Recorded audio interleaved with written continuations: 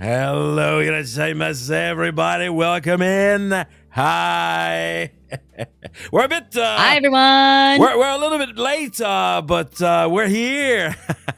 Yeah, sorry. That's my fault, guys. Remember when I told you yesterday that I might be on Janken's panel on Saturday? That was not true. It's supposed to be Friday. It's his Saturday. My Saturday. Virtual Japan, like you have no idea. It's not my first time. Like I was telling you, I was just like, you have no idea, like how I get lost in time zone like so often, guys. But we're here, and I'm really happy that you made it to Virtual Japan. Everybody, welcome to Pomme Stars. Welcome to my pawn shop. Welcome to my pawn shop. And this is my show where I receive guests that brings me item about, about things that they like, things that of value, monetary value, are gonna make a lot of money today, Honestly, probably not. Some of the stuff I brought was just kind of scrap I found on the side of the road. Scrap? So that's very Yenna of you. But it's I feel sentimental scrap. It's sentimental scrap. Sentimental, yeah. Because in my shop, I'm not a normal pawn shop. I'm a pawn shop that also care about sentimental value because it's also a type of value. So yeah, you might learn a thing or two about Yenna today. Some stuff I brought today are things that I have not ever shown chat before. Exactly. So. This is what I always tell my guests. Yes, indeed. I tell them, bring something that could like surprise also the viewer, so we can learn about you a little bit. Cool. Well, I'm really happy. We were talking a little bit during all of our last second preparation, and we're talking about how apparently you're also Uncle Core, a bit Dad Core with the puns. A little with bit, the I puns. would say. Yes, I do like my puns. I do like I was like, yeah, nah. I was like, that's pretty good. I like saying that. And then you were like, yeah. And then my greeting is hyena. And hyena. I was like, that's pretty good. Like we do. It was really funny. We do that stuff around here too. Do you remember a few days ago when YouTube just banned English for whatever reason? Oh, yes. Everyone was using the yeah and the nah to respond to see like if their message was going through. In emoji. Yeah, wow. It was great. It was great. I'm telling you, talking in emoji in a couple years, I think it's gonna be like its own language. Like I think so too. I mean, yeah. It's already kind of becoming its own language and its own, As a boomer myself, though, I'm like, use words, because sometimes in my community, like they're just gonna respond with like leaving an emoji and just like, how about like we have a conversation? It's like, it's rough, man. It's rough. I gotta get with the times. Yeah. You gotta did you bring some boomer stuff today? Maybe, perhaps. Okay, I would say it's some is a bit more Zoomer. I wouldn't say Zoomer, a bit more millennial. Okay, maybe. okay. But there is a couple of boomer things. Yes, of course. When I say boomer, I mean millennial, because nowadays, like apparently everyone forgot about millennial, and we were just like all boomers. But yeah, I would say I'm more a millennial than a boomer. I'm not. Well, I'm an old millennial for me. So, yeah, I'm a middle-aged millennial, I would say. We have ranks among. Yeah. He's a higher tier millennial. Yeah, exactly. I did tell you about making money today, right? Yes. Which you will be making money, but I need to like explain to you a little bit. You see, here in Japan, I run things kind of differently. I used to have like a different like kind of yen, but that got crashed by one of my guests. And we have a new system. Are you like into like the more modern way of dealing with money, perhaps? Well, whatever could you mean by that? I mean, here in the shop, like, have you been, first question, have you ever been to Japan? No, I'm actually going soon though, I think. For my first all time. right. Yeah. Oh, that sounds exciting. All right. Currently all in the right. plans, nothing's really concrete. Honestly, Okay. I don't even have lodging yet, so Yeah. but well, we'll get there eventually. Okay. It's Okay. fine. Yeah. If you have any question, I'm always happy to help fellow Thank you. I VTuber. appreciate it. Thank you. Yeah. Well, I've been here for a while, so that helps. Mm-hmm. But I wanted to tell you, have you ever heard of pachinko or how gambling works in Yes. Japan? I have heard of pachinko. I don't know how gambling works. I don't even know how gambling works in America, actually. So but technically, I have gambling heard of pachinko. is banned in Japan. And they Oh, give- really? Yes. Oh. But the way that they deal with it is that you earn coins when you Wait, go. hold on. Question. Uh-huh. What about horse racing then? Is that not gambling? You're asking like kind of hard question right away. It's like it's a sport, yeah, nah. Like it's like I see. It's like investment. That's not the same. I It's see. like I see. it's they're competing. It's not gacha. It's not. Anyway, that's a hard one. I'm not gonna lie. But. In the kind of gambling I'm talking about, they have coin, and with the coin, they have to go and they have to use those coin to buy prices. And with those prices in the place, they go in the back door and they resell their stuff.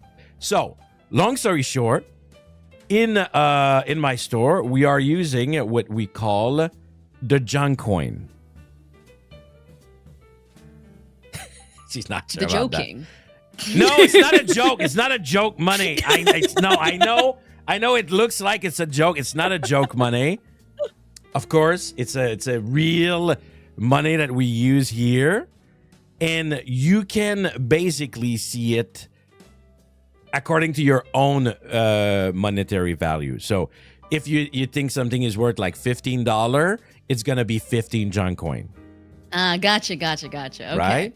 And I made that to make sure that like everyone from around the world and the virtual world can come in the store and they can all like make sense. I used to do like yen base, not yena base, yen base, and Yena is coin, pretty use that here base too? but that's something else.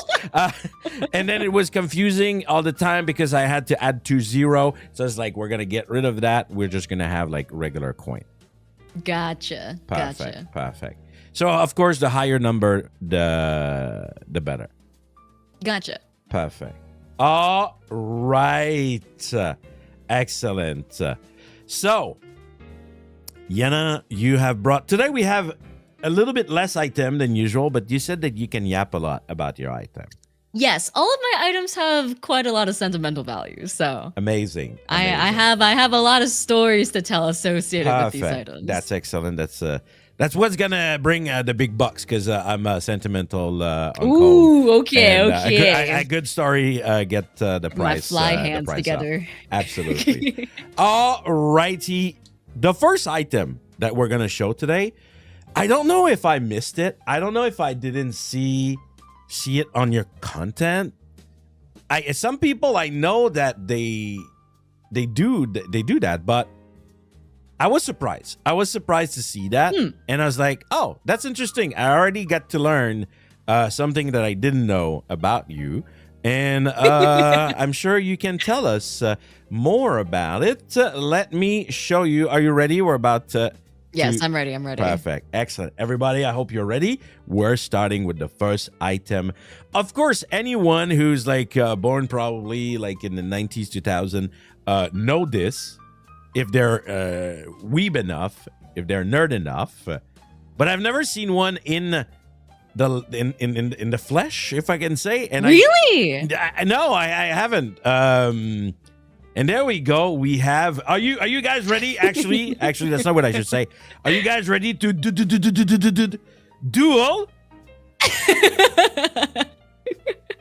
What do we have here?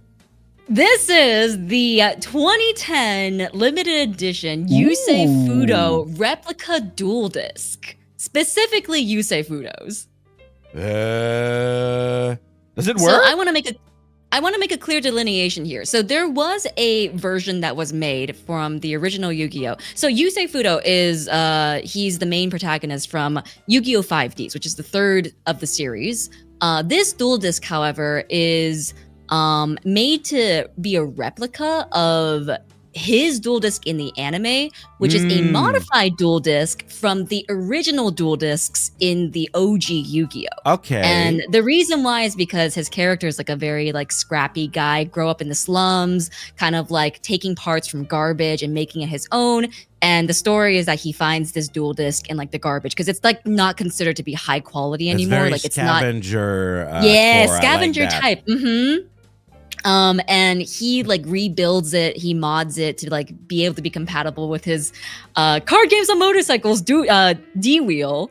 But this is a dual disc that was never released in America. There's another one of these that was released in America, and it had the actual like flip up animation. Not animation, sorry. The flip up mechanic. Animation in the real world? That's crazy. Yeah, the one that's from America that was released as like a kid's toy in America has the actual flip up mechanic, which is very cool, but it's also really flimsy. This one, however, is like very solid plastic. I mean, it's still plastic, obviously, but it looks has like a very solid unit. Like it doesn't. Look yes, like and you it's can cheap. use the one from America, the one that has the flip up animation. It's not very viable for actual play, but this one you can fit a whole deck inside of it with sleeves. Wow. There's an actual there is a like a field card spell slot. I mean, field card slot as well, and there's spell slots as well. You can put like cards into the deck, and you can flip them up and stuff like that. And it just like all actually fits in there. That's There's crazy. also little animations. It's really nice. Yeah.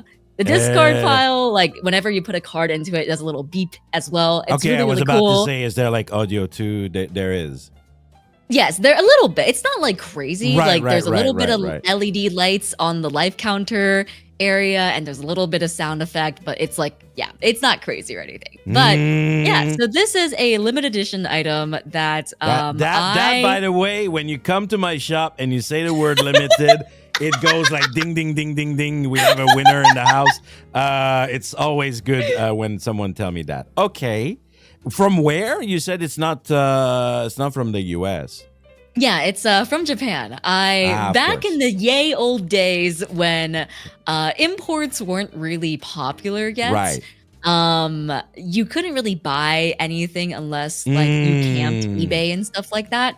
And so I camped eBay. I had the listing like on like notification alerts for my email to basically be like notify me as soon as one of these dual discs came up, because back then they weren't very prevalent.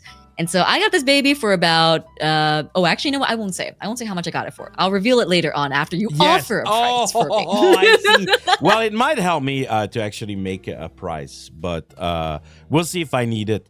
And you used it? Yeah, I did.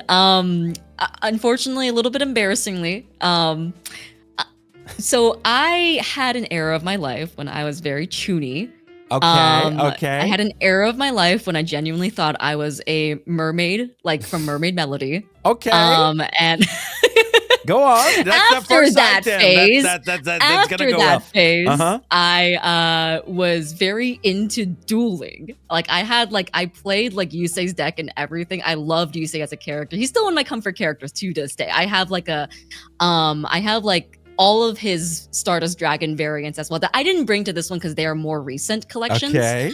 But like I have all of the Stardust Dragon variants. I still have like some merchandise of Yusei from like back when 5Ds was still somewhat popular. Wow. And I used to take this dual disc and I brought it to school one day when at my high school in the mornings, if you got to school early, there would be people running Yu-Gi-Oh duels and Pokemon card stuff at the lunchroom. And I brought this deck and my Stardust Dragon, like everything with the dual disc to the lunchroom. She's I would like ask people to duel. She's so cool. Okay. This was in high school back the way, so it is kind of embarrassing. But I'm a grown individual now. I don't mean- do that anymore. Going in the street, dueling people. It was actually so inconvenient because like sometimes the people I was dueling against would be like, "Can I see your card?" And I have to like pull it out of the duel disc, give it to them, and put it back in. It's like, god damn, it's not like actual Yu-Gi-Oh! They just know how the card works, you know?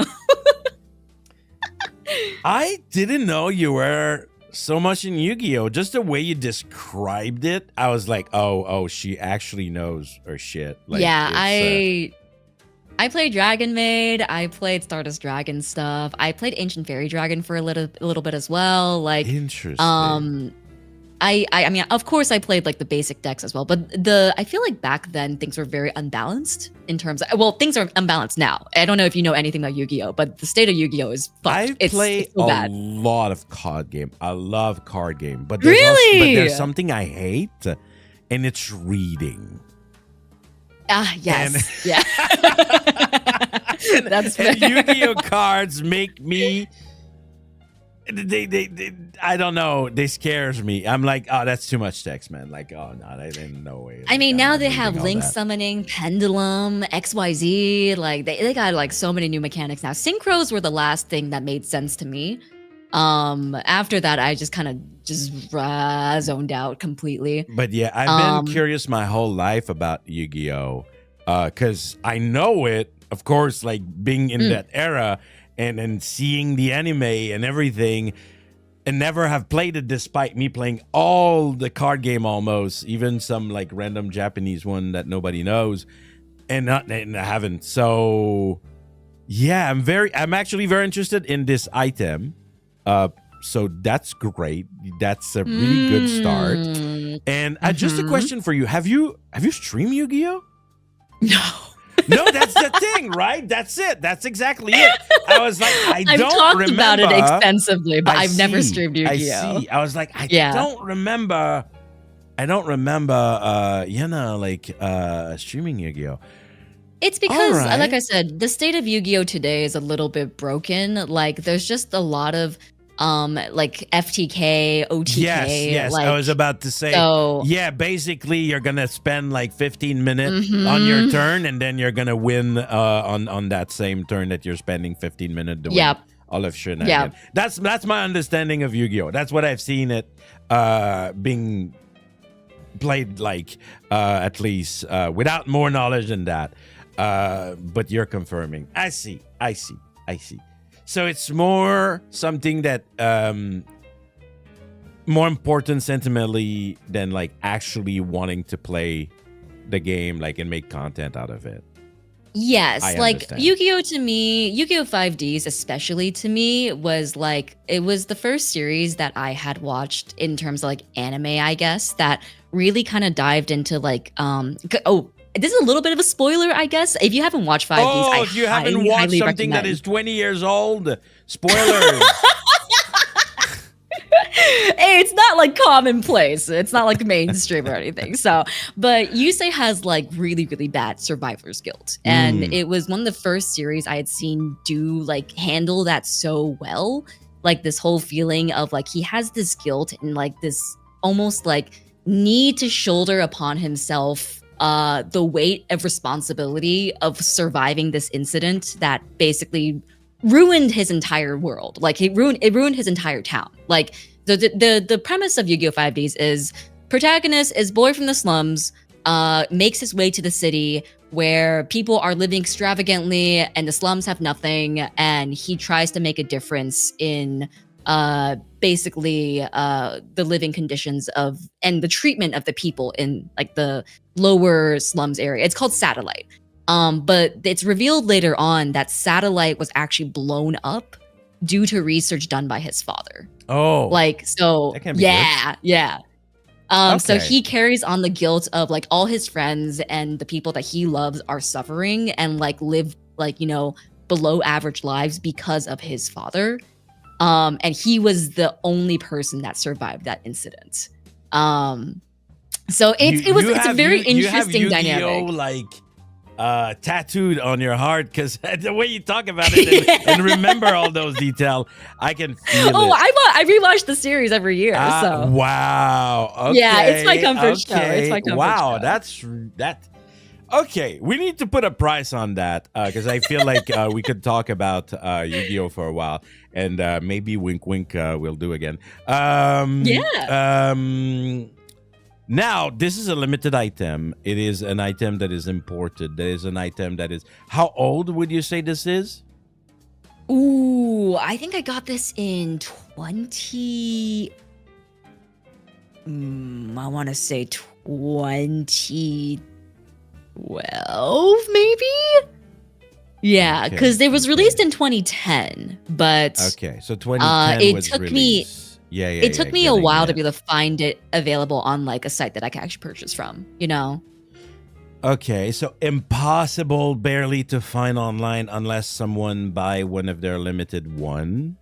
Well, now it's a lot more prevalent. Really? Because it wasn't a popular item. I think that's the issue. Like it wasn't like an item that, because it's a little bit too good for a kid, but it's also a little bit too childish for an adult. Right. But this one, right? They probably remade similar. Yes. They probably remade similar, but it's not the same as that one. Yes, yeah. This is specifically the 2010 Yusei Fudo dual disc replica. So it was not like something that you would buy for like a child, because like this wouldn't be something they would play with. It's just a little bit too nice, but it's also a little bit just kind of like, you know, not the most. It's not like, you know, I don't even know if you ever watched Psycho Pass, but like they remade the freaking gun from Psycho Pass, and it was like $200. It's not like that, you know. It wasn't like that good of a replica. But it's just like a piece of memorabilia. It's like it's still plastic, you know. Yes, for man-child only, exactly. I have an offer for you. Okay, yes. I have an offer for you. So basically, folks, just want you to know, if Yeah Nah does not agree with my offer, I give them one shot to give me a good sell pitch. And it has to be a sell pitch. If you just tell me, oh, no, I don't like the price, make it like 100 more. That's not good enough. You need to tell me why we should do a price increase. In your case, you know how much this is worth. So you're kind of having like the ball in your camp here.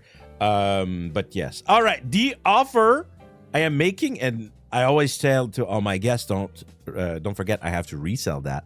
So maybe like a little bit less than what it would be on resale. I am offering for this Yu-Gi-Oh! How do you call the thing itself? Dual disc. The dual disc. 300 JK. Whoa! Yeah, sold. That's it. Okay. Okay, let me tell you why. On it, and then you tell me how much you paid it for. Okay, Okay. I'm not changing the price. Okay, even if you tell me. Yeah. How much did you pay it for? Okay, so I paid $40 for this. Really? With import and everything? Yeah. We lived in a world back then also that maybe they weren't like going crazy about like reselling. So it was okay. It was also because back then I think I don't know how much this was actually in Japan. I'm not quite sure what the price was like on sale, but it is still considered a child's toy, I think. It's a collector's item, but it's not like a very high-end collector's item. Kind of like, you know, like prize figures, like in like claw machine games. Like kind of like that sort of quality. Yeah, but those are worth like a fuck ton. Trust me. Like if it's an item that, oh yeah. If someone wants something really bad in a gacha machine and it's kind of rare, oh, hell yeah. Like for example, lately, been into Aspen Hotel with my wife, and she's been splurging on all the item that can be found in Japan. And like, hey, if it's like a character people like, oh my god, the prices are kind of crazy. Really? Oh yeah. Oh yeah, I didn't know that. Oh yeah, huh. they can go really. It doesn't matter. It's all about rarity. It doesn't matter if the item is like high quality or not. If it's something rare and it's not available, then stop outing me. They will be upping the prices. It's just like the Pokemon cards lately, right? How people like treat that's that. fair. Yeah, I mean that's they a whole treat that economy in like, itself. Yeah, you know? exactly. They treat that like an economy. But nowadays, it's any and every item. Like if the rarity is there, everyone is like, oh, I'm now a reseller, and I am gonna look at the prices and care like to make the maximum value. Everyone is like getting like the most of their pennies as they can. I mean, it could be that I bought this secondhand. Like maybe it was from someone who had But the box, quality, but like didn't want that's it. the quality currently, right? What are seeing right now? Well, nowadays I've seen this go for anywhere between 150 to 300. See, exactly. But that's in perfect condition. Mine is absolutely not in perfect condition anymore. Yes, but don't forget that I pay for your stories. Yes. Yeah, It has the sentimental value. Absolutely, for sure. like that was pretty gold. Some of the stuff you told us, and the surprise for you being that much into it. Because I didn't know. I never heard you yap about it, and I never seen you stream it. So for me, it was a surprise. But some of some of your viewers are like, yes, of course, yes. Yeah, on my debut, I talked about how I was very much so being like, yeah, the new age Yu-Gi-Oh! That makes no sense. Really? Everyone's so stupid. Like, then what do you mean you got Link summoning XYZ Panda? Fuck you, man. Like, and then everyone was calling me a hag in chat because I was like, I only do synchros and before synchros. Oh, you know, like if you're 25 plus anyway nowadays, you're a hag, you're an unk. Yeah, so, unfortunately. Exactly. All right. Okay. Well, that was a really good first item. We have 8 more. We yap a lot on just one item. You were not lying when you told me that you're good to go. You're good to go on yapping. So let's. I'll yap less on the next one because it doesn't have as much sentimental story value. All right. The next item, everybody, if you're ready, let's go. I personally, before you tell us about that, we have also free cat feet. Yes, free cat feet. He was being really annoying when I was trying to take pictures. I was like, get out of the way, you stupid ass kid. They make the rules and we just follow. Yeah, exactly. I love art book. Or coloring book. I'm not sure. You can maybe confirm to us. What are we looking at? This is actually the Fan Gamer limited edition. Once again. Oh, she knows. Full Undertale OST vinyl collection. Ooh. Yes, this has original art on the Undertale. cover, on each side of the vinyl casings.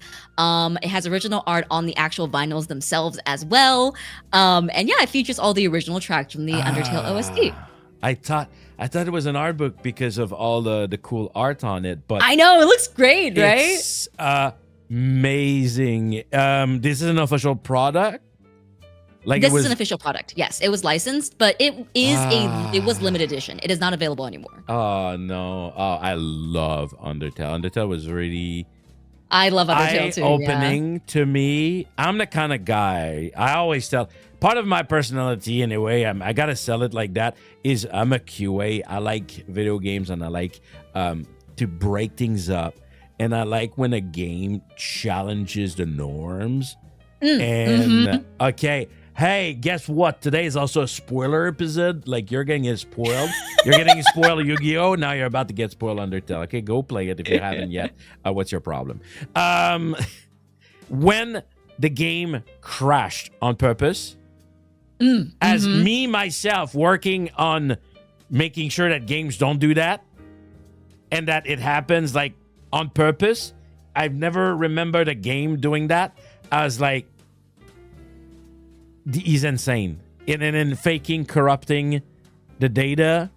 I mean, other games have done that. There's so many things for me. This game is like masterpiece for a lot of other people too. I think Undertale it was really one of those indie games that really I think inspired it's like you can see Undertale influence in so many other places. It's really inspired like I think other games to think outside the box Absolutely. and Nowadays, though, I a think lot of creativity is kind of lost because everyone wants to be like the cool guy, and they want like the same thing on their garden. But yes, it has inspired for sure. I think Undertale also is one of those games that I really because for me I love a classical story with very like like predictable story points that's done well. I think too many pieces of media these days try to be something different, trying to be something unique when there's already a lot of good stories out there that haven't been told well yet, you know? And I think Undertale is one of those stories that takes a very simple, very easy to expect kind of story. Like you kind of know that Flowey is going to be the main recurring villain and you know he's going to be someone suspicious going into the game. And there's a lot of like telltale signs of like other characters also being very important or like being certain types of tropes and stuff like that. But it's done so well that you don't really even think about them as tropes. You just think about them as characters and you think about them as story points. And I think like that's what drew me to Undertale so much. Also, reason why I bought this OST collection is because I don't know if you know about Undertale leitmotifs. Undertale was the game that taught me about leitmotifs. And that is a thing. I have heard about it. But tell us.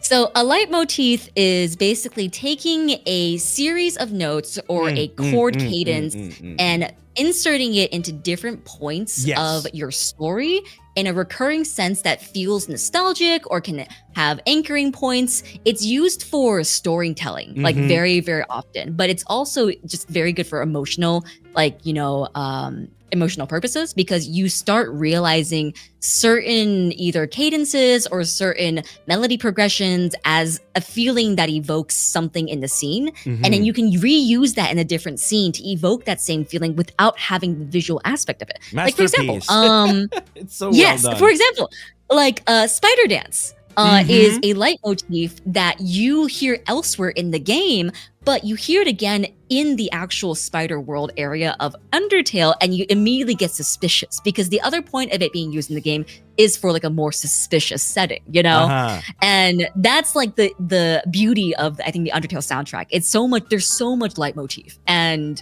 I am just such a big fan of it because I don't know if you ever heard of Epic the Musical. Epic the Musical no, but I've heard also a lot uses, of talk about. I've seen a lot of. If you haven't listened to it, highly recommend it. Epic the Musical uses so many leitmotifs, and it's like it does such a good job of connecting the story together, but also like keeping. Like, for example, right, if you have a leitmotif of a very happy moment and that chord cadence is used in the happy moment with like strings and like, gang vocals and like there's all these things mixing into this to feel like a chorus. And then all of a sudden you have another scene when it's just that melody alone and it feels so empty. It in contrast to the introduction melody that it was first, shown as. And Undertale does this too. It's like that one place where you put the umbrella on the guy. Like it feels very solitary, but that melody is used elsewhere in the game with a full chorus, But yeah, I love the Undertale soundtrack. I think it's beautiful. When I saw this album, I was like, I need to get it. It used to be some of the song used to be my gym music. Me too. Because of hey, let's go. Some of those tracks are really kind of. You can feel, like you said, the inspiration. You can feel like the rhythm, and it was, I don't know, it was working really good actually to get me going like harder on either like cardio machine or when I'm in pumping some iron. So to me, this also the music means a lot. Man, okay, this is. Limited edition, released probably 15 years ago now. It's like I don't even know. I think this was for their 10-year anniversary. 10 years anniversary. So this is pretty recent. Yeah. Oh, so this is recent. Okay. This is rather it wasn't like like super old, but this is rather I think they released this as a 10-year anniversary. Actually, let me just search. But if I want this, I cannot have this right now. Let me check. Let's see, Fan Gamer. Yeah, it's out of stock. Yeah, for sure, for sure. Oh, but there's a restock planned apparently. Oh, that drives. Yeah, it's currently out of the stock, price but there is a down. That restock drive the price planned. down. Okay, how much do I? How many set does it come with? Is it like one per? It's 5 vinyls, and then Oof. there's 2 sides on each vinyl. That's a lot, man. Oh my god! Holy crap! Sorry. I just saw on eBay that this is going for $500 on eBay. Yeah. Right now. Holy shit! Yeah, I'm not surprised. This is a very beloved series. The music is very beloved itself. I was thinking of the in the hundreds. Not gonna lie. But then again, I got to go less probably than what eBay does because this is the selling price. And what have I done? Hold on. Okay. How much am I offering for this? I think I'm gonna go. Wow, you're gonna make a lot of jank coin today. There's 5 of them. They're vinyl. They're limited. The art is amazing. I personally love Undertale. Your addition with the leitmotif is great, and I do think this kind of like story is great. There's cat paws on the picture, which add up. I love cats, by the way, if you didn't know. I have 2 kitty myself. And, I have 2 cats as well. And I have 2 because I don't want like the first one to be lonely. Yeah, that was my thought as well. Yeah, there we go. Mm-hmm. There we go. I am offering you for this, Yeah Nah, 400, Jake. Ooh, wow. Yeah. You know what? It's limited. Yeah, I would take it's that. Undertale. It's vinyl with art. Like it has everything. It has everything, and it has a little bit of the story. You've been saying you're gonna make like you didn't need 10 items. I'm making a lot of money. You didn't need 10 items. You're already like banking with 2 items already. I can tell you. Yeah, I purchased this for $90. So really, really that no. But to be honest, if I had known, that's the kind of item myself I would like to have as a collector. Yeah, I it's do wonderful. like to collect I mean, for myself too. I've had a day where I just like decide to just clean and then just go through all the entire OST. And it's like it's crazy how much you pick out once you listen to the OSTs by themselves and you're not just playing a video game. Like I think actually when you were talking about like motivation at the gym and stuff, right? One of the biggest songs that is motivating in this album is Hopes and Dreams, right? Yes. You can really feel how this song is like. It's the climax, right? It's you can really feel it. I totally. But the really cool thing about that song is it's used in juxtaposition actually in the game itself. Yes. Because in Home it is the same exact melody. Yeah. The dun, dun, dun, dun, dun, dun, dun, Yes. When you're with Toriel in her home, right? Yes, I know exactly what you're talking It's beautiful. about. It's so cool. It's And you great. start noticing all those interconnections when you listen to the vinyl album and stuff. And I'm like, it's great. Yeah. Do you what's the name of it? What's the name? I'm really bad with names. Oh yes, I remember. The other song that really got me going was Dead by Glamour. Death by Glamour, yes. That like dun, dun, dun, dun, and then it goes like in especially like when you do cardio, you know, like and when you do like some hit repetition, and then like I was following when it was going hard and then it goes going down. It was working great actually. When I was, but yes. It's great. I'm really happy. That's already a great item. I thought it was something, and it's ended up being vinyls. So I love that. So just so you know, I usually don't ask much to my guests about the item. So my reaction are genuine, and I often learn at the same time.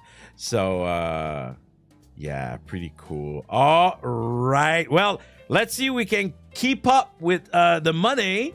that you're gonna make today with item number 3.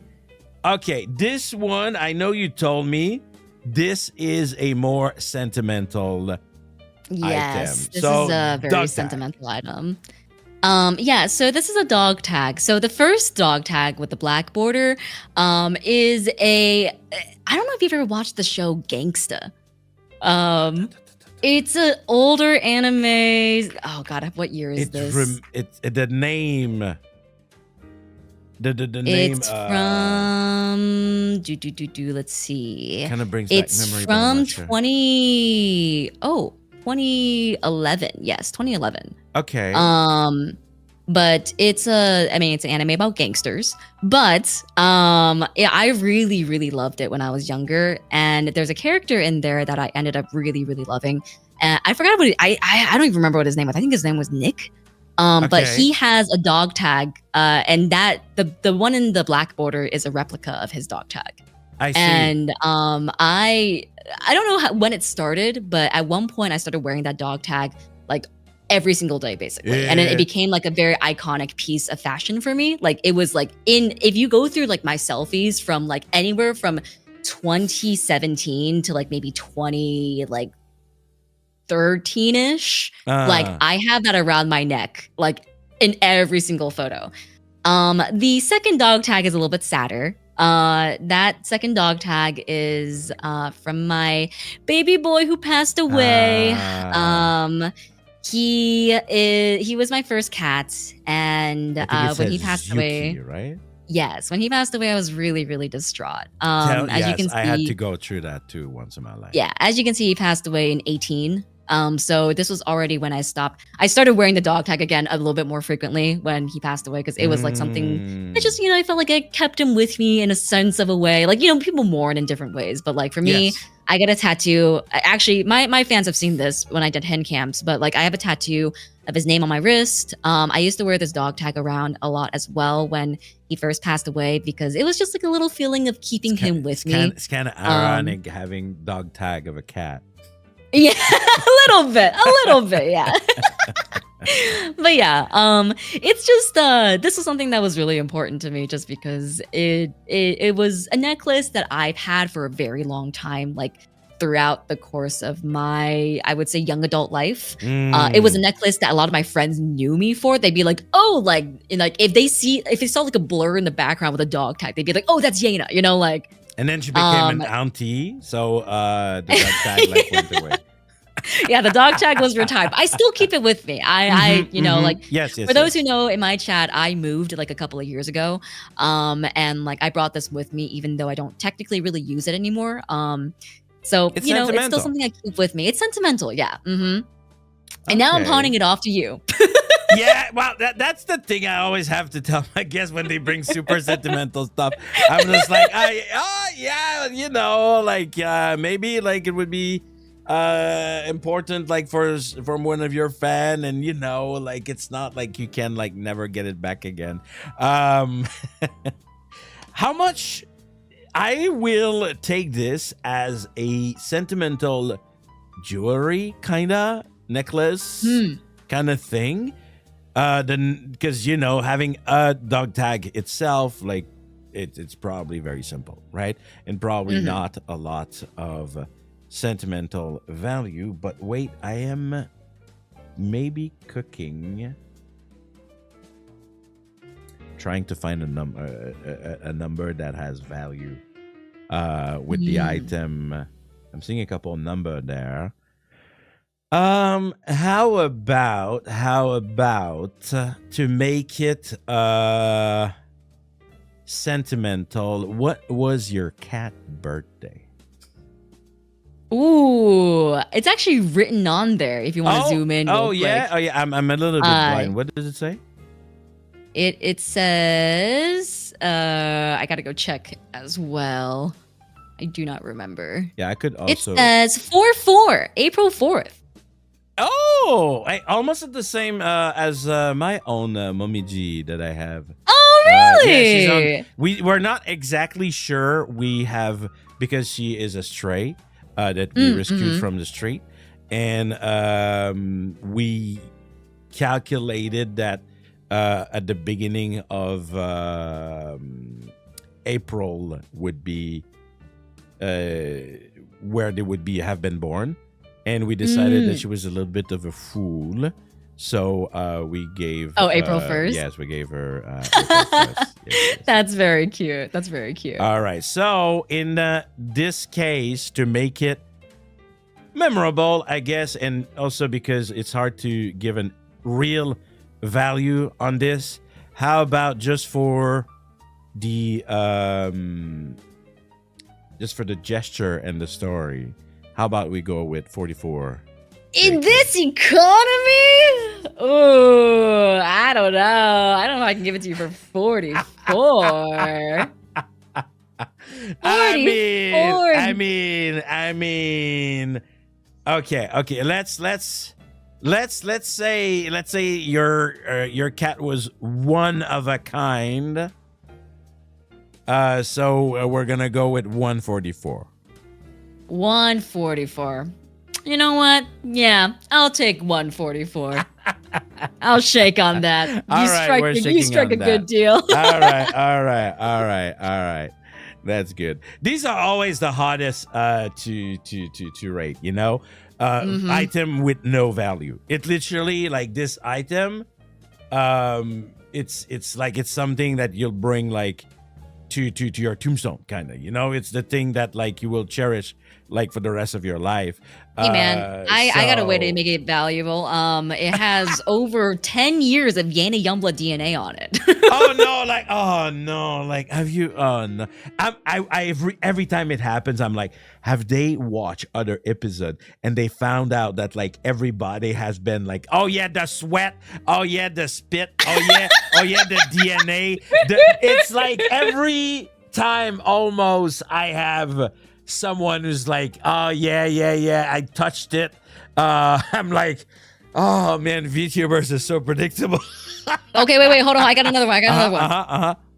It also has over 10 years of USA rust on it. So, ooh, if I'm you not really sure the think value about of the US rust right now, though.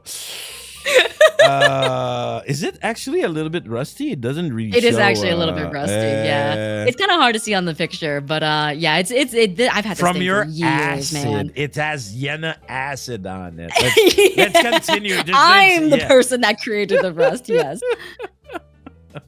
All right. I will. We can do a sell pitch for later. We're gonna be shaking on that one. All right. Yes. So I'm sure Yuki is in a good place now, and like I said, I've been through that, and now you have never like easy, never easy. But we do the best to give them the best life they can. Exactly for the life that they have in front of them. All righty, next item. Are you ready? Number 4, we have another cat. Let's go. Same cat, actually, just the face this time. Yes, that's the face. Is the cat included in this one? No, the cat is not included. Cat not included. All right, what are we looking at, little angel? It says. So this is the Harajuku Lovers Little Angel scented perfume. I believe this is from 2013. This is a discontinued brand, I believe. Actually, let me check real quick. Okay. Let me give it a look-see. Right away. Oh, actually, sorry. My bad. 2008. Oh, wow. Yeah, not 2013. My fault. Okay. I mixed up with something else. But yes, this was a really popular this was a really, really popular perfume back in the early 2010s, in the late 2000s. And it was marketed towards like younger adults / older teens. And back then, everyone at the I guess, like, I don't know how to describe it. It was like a ESOL class. Do you guys know what ESOL is? Is that a thing over there? It means like English second language. So, I'm not sure. I see. It's like a English teaching specific course. It means English second it's language. like the TESOL. Yes. Yeah, kinda. Yes. TESOL is something that they do in classes here for language to check the level of the language. Yes, but I bought this so everyone in my ESOL class had one of these, and I felt really left out. So I bought one of these at Macy's, and I believe it was like 2010 or 2011. Okay. And I've had this perfume ever since. I still have it. And you haven't finished it? I haven't finished it. Are you just not too much into it? Like, I what think happened? it just like I don't gravitate towards it. I really only use it nowadays if I need to go travel and I need to carry just like a small little perfume with me. Okay. But yeah, I mean, I just don't really use it. I have other ones now. I have other perfumes. Interesting. What's this the fragrance? I actually don't know. Let me see. I don't know what the description is. But this is discontinued. For your selling, I mean, for your buying knowledge. How much is left? This is discontinued. Maybe like a fourth. It's hard to kind of see. Yeah, maybe like a fourth. There wasn't a lot of product to begin with. I'm gonna be so honest. Let's just say that you're more selling it because it has like a little figure. Maybe it can have like value for memorabilia for some people. Of that era. It's raspberry, cranberry, blackberry, pineapple, and lollipop. What?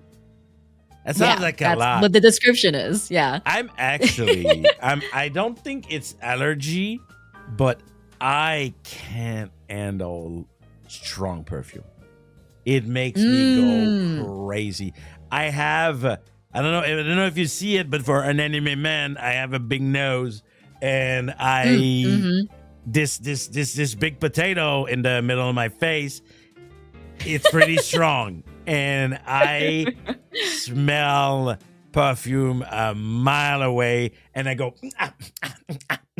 if it's too strong. So for me, that's fair. Personally, if it is strong, I have no interest. So I'm gonna go toward the maybe memorabilia of a certain time. It was popular back then, you said, right? So maybe it was very popular back then. They would see that and they would be like, oh, just like when I was younger, like I remember like buying this.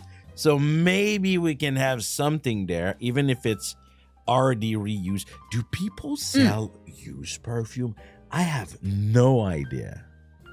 Yes, actually, the used perfume market is actually pretty insane. There's a lot of places you can buy secondhand perfume from because, like, sometimes people will like try a scent and they don't like them, and then they'll resell it on secondhand perfume shops. Actually, some of the perfumes I have right now are from secondhand shops. You're into secondhand? Yeah. I try to, if possible, buy secondhand if it's like a product that isn't gonna break easily or like. Have you ever seen isn't like unsanitary. Japanese secondhand? No, but I have some on my list. I have stores to visit on my list. We have so there's a mentality here in Japan. If like something is like lightly used, then they will like drop in half the cost, and you're never gonna guess that. Oh yeah. You're never going to guess the cost for anything. And if it is actually, like, let's say damage, then it's going to be dirt cheap because apparently people don't like buying damaged stuff here. They really want like the perfect condition kind of thing. So they will be dirt cheap. If I'm saying out there, if people want to know if like one day is something in your plan. I have no idea. I'm just saying it out of nowhere. But if someone wants to live in Japan and they want to start up, like getting like, ready their apartment and everything, you go on recycled goods for electronic goods or whatever and get everything. They will even deliver it and install it to your place for like dirt cheap. Wow, and just because there's going to be like a little dent in the fridge, for example, You're never gonna see it, but it's there. You know it's there. That's like, oh yeah, pretty like, crazy. It's insane. The market for that in Japan is like amazing. You may have seen like some I've noticed because I kind of find it interesting when there's new VTuber that like moves to Japan, and a lot of them have actually discovered this secondhand market, and every time it's just like it's Yeah, kinda, I mean, like I try to buy secondhand whenever possible, just because it's like, I mean, for example, if it's like I have hair, like Dyson hair wrap dryer, whatever thing that should be, right? It's like, it's not gonna matter if someone used it 2 times because it's just air. Like as long as the machine works, I guess it's like they're not licking it, and they're not like, putting it exactly. Like, exactly. Yeah. Okay, secondhand perfume, 1/4. It's kind of a memorabilia.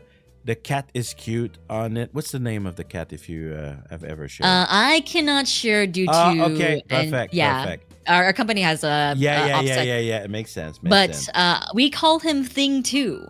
Thing 2? Okay. Thing 2. My other one is Thing 1. Thing 1, of course. All right. Very, very cute cut. How much do I give for that? How much is perfume? Perfume is expensive, right? I don't like I said, I'm not really into perfume. So I don't know. I will say, do note that this was targeted towards older teens / younger adults. but it's now old, limited, and like I said, memorabilia. I'm gonna try my shot, and if you want to argue, if you want to sell pitch me, we can go. But because there's like 1/4 left, I'm gonna go with 40 ? Sold. She's like, it has no value to me. It's just free money. Let's go.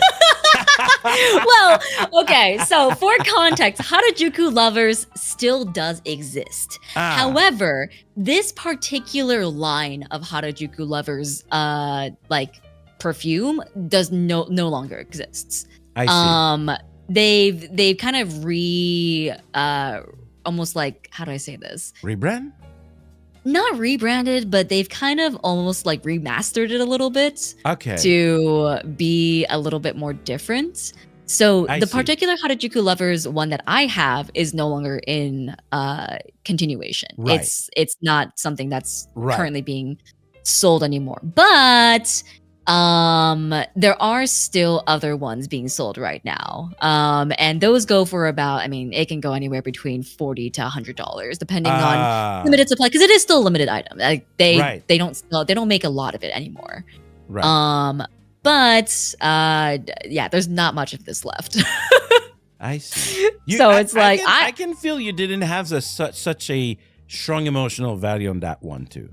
Yeah, I mean, I bought this for $35. I bought it because I wanted to be part of a trend. I keep it now because it's just handy to keep around when I go on vacation and such, you know? But it's just a fun little item. I think like if people of that era were to see this, they'd be like, oh my God, I had that when I was younger, you know? Like it's a fun item to show on, stream and such. I see. How about perfume? Like, are you a perfume person?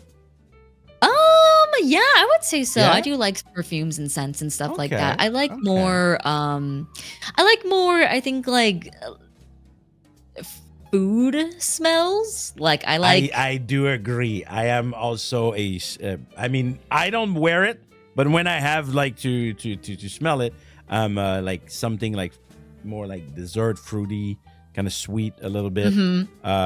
If it's like anything strong, it just like makes me go crazy. Yeah, I had throughout college, I wore a coffee scented perfume for most of my time. Ooh, And for a while it was like my favorite scent, but the place I used to buy it from just got a little bit too pricey for me. So I ended up switching over to something a bit more mainstream. In this economy. Yeah. It was like they would sell, it's called actually I'll shout them out just because they're a small they're like a small fragrance company. It's called Black Phoenix. Black Phoenix Alchemy Lab. They have some Yeah. really cool scents. They have like D&D inspired scents and like game inspired Okay. scents, like very like nerdy That's stuff. fun. Oh, that's fun. But yeah, it's really expensive. Like a small little Ah, vial is like $33 nowadays. for a And back small then one. it was like a small 5 milliliters. That's nothing, like How much did you say millimeter? milliliters, 5 milliliters. 5? And that's $33. That's like 10 push. Yeah. Yeah. Ay, ay. Basically. Oh, okay. All right. I mean, it's very strong. It's very, very strong. I So you use a see. tiny, tiny So little yeah, a bit. tiny bit, and you Um, just like rub it and yeah, whatever. one little vial would maybe last me about like half a year or so. Okay. But again, half a year for $33 is like a little bit insane, Is you know? it? Is it?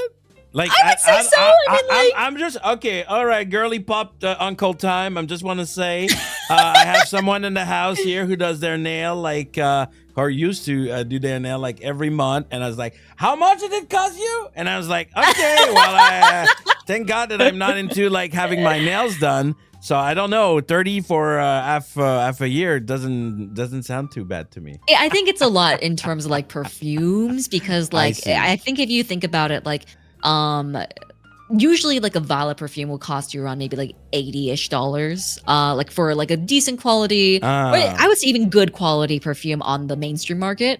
But like that will last you like maybe like 2-3 years, Yeah.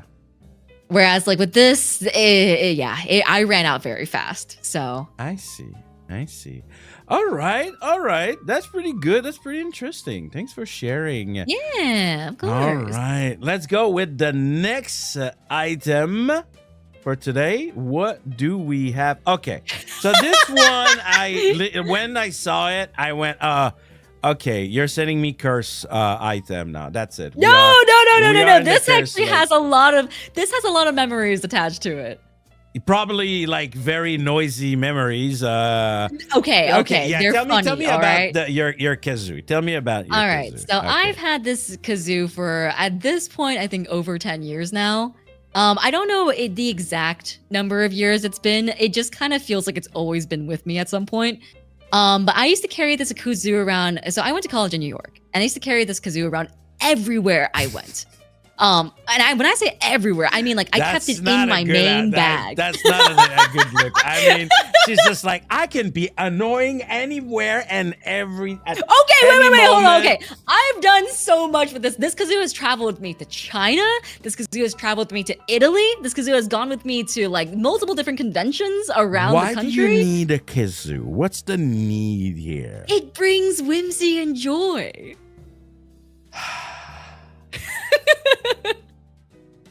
So do you just like suddenly being like, oh, this moment is awkward. Let me bring my kazoo like to Thank you for the demonstration. Okay, so things I have done with this Mm-hmm. kazoo. I have joined a live band in New York Okay. as the main melody lead. Just like playing on the streets and stuff, like just busking fully.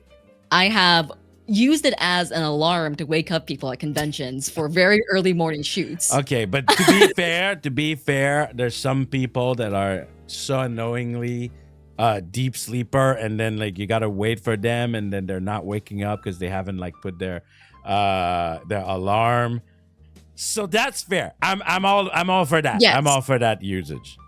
I have annoyed cosplayers at conventions by kazooing the melody that their cosplay is from, like kazooing the OST or the opening or the melody of you know how Lily Peachy did it with like the melodica. I don't know if you saw that clip actually. This is internet stuff, but like Lily Peachy did that with her melodica, where she would go around like if it was like a Zelda cosplay, she'd be like. I You know, may have. I've been living on the internet for quite some time. But yeah, I did that with a bunch of different cosplayers before. I have also performed it at a talent show when I was studying abroad in Italy at an open mic. How does it And I have- happen? How does these moments happen? Look, I just have the kazoo with me, and then it's like if we go to like a place that I don't know is offering So you just people like to just come on the like stage. out of your pocket, out of your purse, you just go like, I Yes! have my trusty kazoo, and everyone's just like, oh, okay, that's fine then. Okay, come on in, like join us, like you're now armed with music Just You also have to understand, I Uh-huh. am like, okay, I think like I'm not socially awkward. I'm very awkwardly social. Okay. Like in the sense of if I want to do something, I will be very annoying and interject myself into that. It doesn't happen often, but like because New York is a very, very like you interact with strangers every single day. That's kind of like where I went to school and where I really got like my formative years, in me. And because of that, I think I'm just very open to just being a little bit annoying. I see. So you kind of like how can I say, you accepted it and you're just like, you know what? Like if I am to be like that, I'm just gonna have the instrument for the moment. It just became a thing. Like I think at one point it was like my friends started like so I do birthday kazoos for people, right? And whenever someone has a birthday in chat and stuff like that. Oh, you do And that. Oh, yeah, that's the why reason why I was like, okay, the chat reacted very strongly to the kazoo. I was like, surely they've heard it, they've seen it before. Yes. But seen it maybe Yes. not, but heard it. And this is why I understand now. I get it. Yes, I do get it. birthday kazoos for people in chat. But actually, this didn't start in chat. This was a tradition that started within my cosplay friends because whenever we would go out to eat, as a group for people's birthdays and stuff, people would always be like, "Yeah Nah, do your birthday kazoo," and it just became sort of a tradition. So I just started bringing it with me everywhere in case there was a situation that required a kazoo. I have my trusty kazoo right here, just in case. Just Okay. imagine I'm like the bard of the party, right? I'm ready to play whenever. I'm here to give jester entertainment. All right. Well, talking about entertainment, I think to really sell it, and I will be increasing the price if you do, because I don't really want a kazoo, but it has a lot of meaning. This one, and it's golden. Is it? It's not actually golden. It's like not real plastic. gold. I can't. Yeah, it's just some random. Would it cheapo actually kazoo work? I I got. think they kind of need to be in plastic to make the sound that they make. It is metal. It is so it is metal. metal. Yeah, but it's Oh, not okay. actually gold or anything. Oh, I thought it was like a golden paint on plastic, but Nah, it is. It is actually still metal. a golden paint, but not. Imagine if you had a real golden kazoo, though. Hey man, that would be one crazy. day I think that could be a possibility. Maybe I'll commission it or something when I'm super rich. To sell it, even at a higher level, why wouldn't I have to do this proper. Would you please perform a piece of your choice on the kazoo? Not happy birthday, it's not my birthday. That would feel awkward. Piece But- of my choice. Yes, a tune of your choice. Okay, here. How about this? Okay, let's go. Ready? Yes.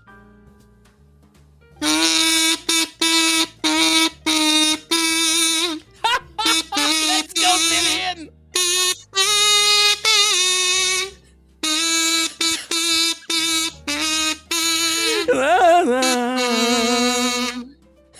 Okay, bravo, Hold on, bravo. no, there's more. You brought. Oh. Where?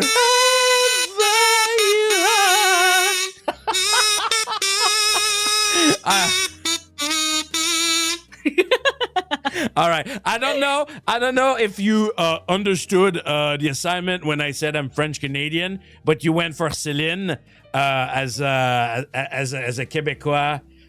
You went for it, and congratulations. That definitely. I didn't even know there was a points. reference there. Honestly, I just did it because Céline is from Quebec. Céline Oh really? is I didn't know that. You didn't know? She's No, a Quebec- I just she's did it a- because she's a you know very that one Quebecois woman.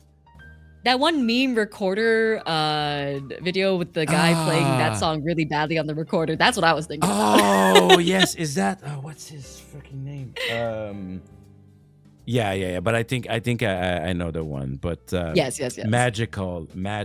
Listen, you made me maybe enjoy a kazoo for one of the rare time in my life, which is by itself worth a lot of money. Yes, and you two can sound this majestic on a kazoo if you buy this kazoo. Okay, I think a kazoo is a funny instrument, and I think it brings a lot of joys, a lot of whimsy, and it's not me. I think it's the all of the young people out there, but now it's a very uncle thing and auntie thing. We actually stole it. How about I offer you 6-7 for this kazoo? You know what? Just to go along with it. Yeah, let's do it. 6-7. Okay, perfect, excellent. And now, perfect, good, excellent. Okay. All right. 6-7 for the kazoo. It's all working out. Okay, perfect, excellent. All right. So, apparently, I have to learn the ways of the kazoo. I need the whimsy sometime. You know, the older I go, the more grumpy I become. So, yes, this is so filled with whimsy. You have to rediscover your whimsy. Maybe you're right. Maybe as a person who is very grumpy throughout their late 20s, trust me, I think I've rediscovered my whimsy. It's just like I was born grumpy. I was molded by it. All right, nice. Whimsy out. Unless, what do we have next? No whimsy. The next two items. Actually, the next two items are very closely related. Okay. That's very fitting that I've actually put them one after the other. Yeah. So this is the 10th anniversary Porter Robinson, also a vinyl. It's also a limited edition vinyl. Do you enjoy limited edition? Yes, I do. Yes. All right, that's my jam. Let's go. I'm very particular though. I'm not very much so a collector. I don't have a lot of things. That has like meaning. Yes, yeah. Like obviously, like I'm not collecting because I would expect this is gonna go up in price or anything in the future to sell. Yes. You don't have this the is just reseller something, mentality. You have the I want to own this because I like that, and it's like rare kind of yeah, it's more so I really like collecting physical music as well, because it's like we live in a society where you don't own anything, dude. You don't own your house, you don't own like your car, you don't own anything, man. Yeah, so it's like it feels nice to own a piece of physical music. So whenever like artists I really like give out limited edition vinyls or like CDs and stuff like that, I always try to like grab one. But this one is really important to me, and actually this segues really well into the next item as well, because I've been listening to Porter Robinson since 2010, like since he basically first started making music, and his music has made a really big impact on my life. Like I think genuinely his second album, Nurture, like I feel like it actually changed like the trajectory of my like life. Like it just not the first it was such an time impactful I have someone album. I think on the show that actually tell me how music changed like the way of their life, and it's really crazy the power of music, isn't it? It really like, is. I'm not the most musically inclined person. I don't go out of my way is what I mean, right? But despite that, I still like see the power of music and how it can, like you just said, sway people into mood and mentality, and sometimes it's the lyrics, sometimes it's the vibe. What is for you that important in Porter Robinson? So Porter Robinson was okay, so I'll try to keep this kind of concise, but when I was growing up, I didn't actually have a lot of like friends, or I didn't really have a lot of like ability to go outside. My parents were very much so the type that were, my chat knows all about this, but I don't have a great relationship with my parents because of this. But they were very helicoptery. They were very kind of like always unsatisfied with me as a person. And that partially comes from the fact of my parents wanted a boy. as you know, to carry on the Okay. bloodline and stuff like that. So I'm gonna say you did a tweet where you're like, oh, one day I'll beat the white girl allegation, and it became and it became very obvious when you were like, and I wish you a happy Chinese New Year, everybody, just so you get it. yeah. And then the way that like you're describing your situation, I'm like, this feel like a familiar story that I've heard. Yes. Yeah. My parents are very traditional. Like my mom believes that women should be subservient, like don't make money, have the husband, like, provide for you, you be the housewife kind of deal. And I kind of grew up in a scenario, like situation where I didn't really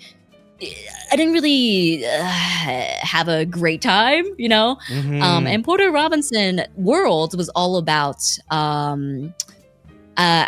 it's hard to explain, but a lot of songs in Worlds was about like kind of taking like loneliness and embodying it into like the idea of moving forward.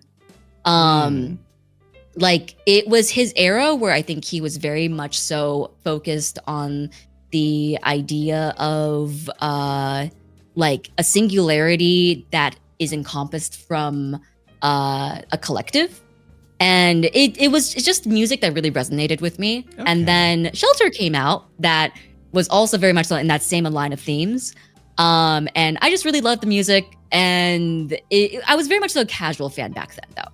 It wasn't until Nurture came out, and so I say casual fan, but I still went to everything that I could for his events. Nurture came out around COVID time, and he hosted this thing called Secret Sky.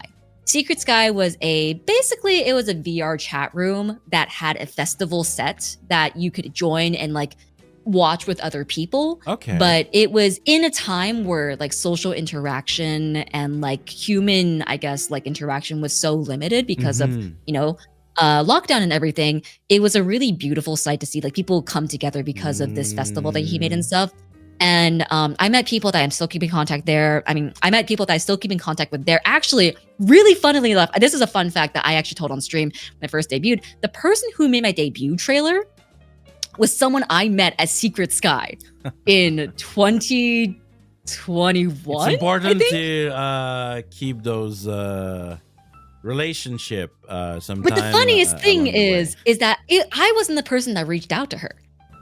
Really? It was my company. Yeah, my company made the yeah. So and then they brought her into the chat to like talk with me about my debut trailer, and I was like, "Wait, Bluebell, what are you doing?" Like, what? I was like, and she was like, "Wait, what are you doing here?" That's fun.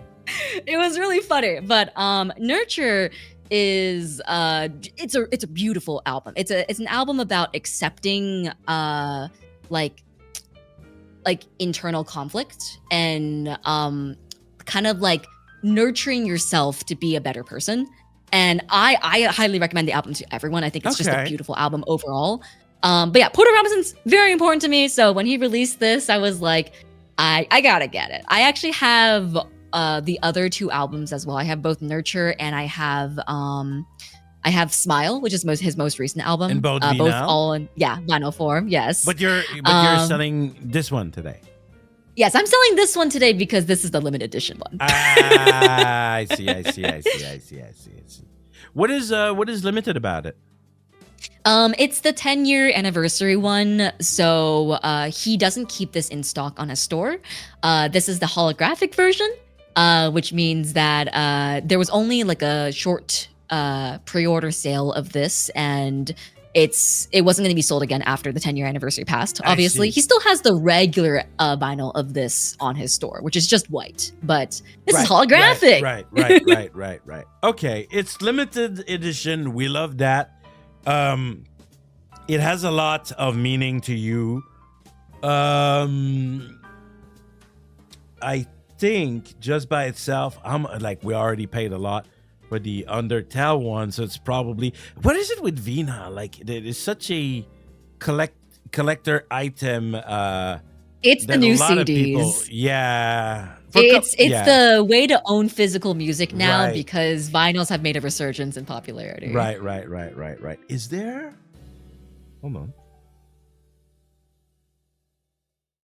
Is it scratch or it has pattern on the? It has patterns on it. It's like the way to describe it Ooh. is I think it's a quartz press. Right. But yeah, it's supposed to mimic like holographic-y as well. I see. No, but I mean on the disc itself. No, yeah. That's the pattern. Yeah. On the disc. Okay. Well, all right. That's pretty cool. Limited item, not available anymore. Not too old, but it doesn't really matter. I gave this for the Undertale. I'm gonna make a proposition. I might be wrong, but you know how much you paid for that, so you can use that as a counter argument. And I am going with the idea that it's limited. Let me actually give a story bonus because of the importance of the artist. I mean, I could say that, but then the second item, the item after that, is also gonna have it. Maybe. How about let me offer 250 JK. Ooh, 250 is actually already a lot more than I expected. Oh, really? Yeah. Shit. Okay, but now, you know, now that the offer's on the since table, you've been so kind, how about I counter offer you 150? No. I don't lower. But what I want to know though is how much you paid for it. I paid I think $45 for it. Really? For a limited vinyl? Yeah, because it was okay. So the way that it works is that they have like pre-orders for the vinyls, and then so basically in that period, anyone who orders gets the vinyl. But after the pre-order is done, it's just gone, you know. I don't know. In my head, vinyls are like more expensive. I don't know. Maybe really. I don't know. Because you know they're kind of a little bit antique, right? It's not like a format we're really like printing on. And I actually, on contrary, I think they've become modernized. Every artist I know is selling vinyls now. But you know, it takes like kind of a certain specific what is the name for it? It's a monograph. What is the name of the? Yes. Yes, something graph. I know what you're talking about. So you know you kind of need the thing to play it on. It's I don't know. It's very specialized to me, but it's interesting. Nonetheless, well, I am giving you. Sorry, real quick. Yes. Vinyls are actually really, really easy to make.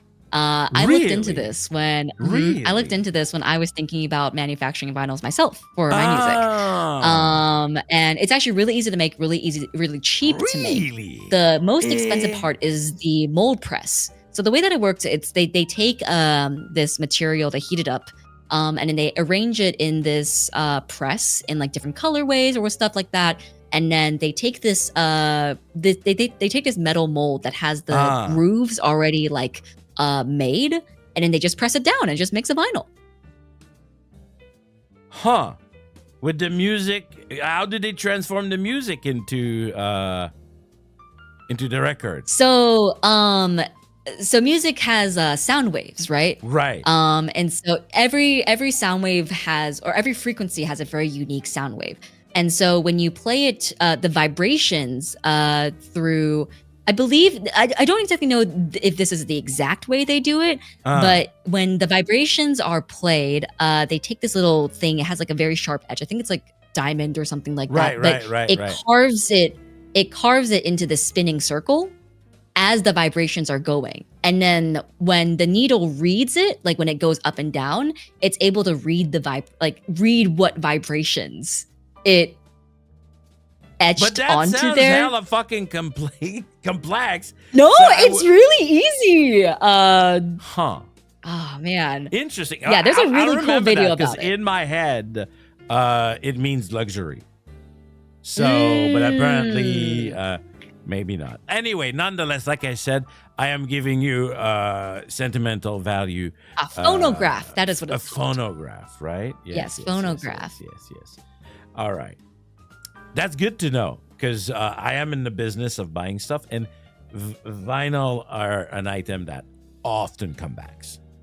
I will say that I would not buy a vinyl for more than $50, like a singular one. Yeah. Like you can usually get them for cheaper. They're really cheap to produce. So. At least it's a limited item. So what it means is that even if I bought for too much, the value increased with time. Yes, that is true. Eventually, it's going to be very difficult maybe to find that. So that's the thing people don't realize. They have stuff in their closet. They have stuff in their houses. I have a lot of guests sometimes. They just tell me, I don't know what to bring. It's just like, you have no idea. You're sitting on the gold mine and you have no idea. There are stuff that you think have no value. You're wrong. And it's so sad when I see like some people don't realizing the value of the things they have, because I'm just like, you're richer than you think. Sometimes. Not all the time, of course. Sometimes, yes. Sometimes, your forks, you bought them at the dollar store, and they're never going to increase in value. I'm sorry. It's not silverware. Alrighty. Then let's check the item after this, because it is indeed linked now when I think about it, because you even told me in advance. Yes, it is linked. And that was literally not even thought out. Can you believe that? I literally... That's crazy. That's crazy. That's pretty that funny. I put one after the other without realizing. All right. So the next item, I think you're going to have to do some explaining, right? Because I will explain just looking at it, I'm just like, okay, what do we have here? You even went, and this is your handwriting? Question mark? No, I will explain. Okay, you will explain. Yes. Perfect. There's even something written on it. All right, let's just stop talking about it and let's look at what do we have here? So, this is also Porter Robinson memorabilia. Porter Robinson, when he was advertising his new album, did 2 events in LA that I had the privilege to be able to attend. It was 2 very, very, very exclusive events. That one of them I wasn't able to fully, I guess, experience in full. And that is where the little card comes from. Okay. So he did a promotion at a little fashion store in LA. Okay. Called Kitsune Maison. And basically, for one of his videos, he had a lot of like clothing in his music video. And so at this event, basically what you did is you lined up, you go into the store, and then he vibe checks you, and then he gives you an article of clothing. Okay. Like he gives you an article of his own clothing from the music video. I unfortunately got there way too late. So I was not able to get a piece of clothing, but I still was able to meet Porter Robinson and get this little card. So that was really nice. So this is from Porter Robinson. Yes. Yeah. Himself. So basically when he gives you a piece of clothing, he'll give you this little card that says this garment was hand selected for me by Porter Robinson. But I wasn't able to get a garment, obviously, because I was a little too late. There was a line around the block. Huh? What is in the back then? Okay, so the back is from another event. When the album first released, he had a little small intimate listening party at a venue in LA as well. And I ended up somehow, I don't know what exactly happened. I ended up being one of the first people to enter the venue. I didn't even line up that early, but I somehow got in amongst like the first few people. So I was straight up like right at his feet. Like I could reach out and like touch his feet kind of deal, right? Yeah. Very small venue, like 200 people maybe. And at the backdrop, there was a big, like, I guess it's like a fabric back set of his album, but it was like blown up. It was like super huge. Okay. And at the end of the listening party, it kind of just became a little bit of a party. Like people were just mingling and like raving and stuff like that. But he cut up the panel in the back. Like he cut up the fabric panel in the back and started just throwing it out into the crowd. And so this little piece of fabric is actually from the panel of the listening party for his most recent album. And it is specifically the smiling part. So I thought it was really, really cute. So yeah, I put these two together because they were both sentimental pieces of this artist I really, really liked. I see. And it was really fun. Like I had a really great time. Despite the fact that I wasn't able to get an actual piece of clothing handpicked for me by Porter Robinson, which would have been really cool. I would have brought that if I actually had that. Yeah. But yeah, But two very this sentimental is pieces. kind of rare by itself, right? You had Yes, this is kind of rare to by be itself. at those events, and you had to like one of a kind kind of. Well, the cards he does give to everyone who goes. How much are we talking about when we say everyone?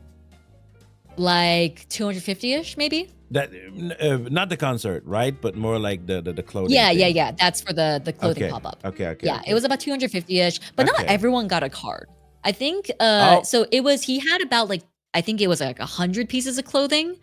And I was like 120th in line. It was so sad. I was like, I'm right You barely there. missed it too. I see. Yeah. But yeah, that's my fault. I should have gone earlier. I was just dilly-dallying. I see. So you got the but, card you know, instead.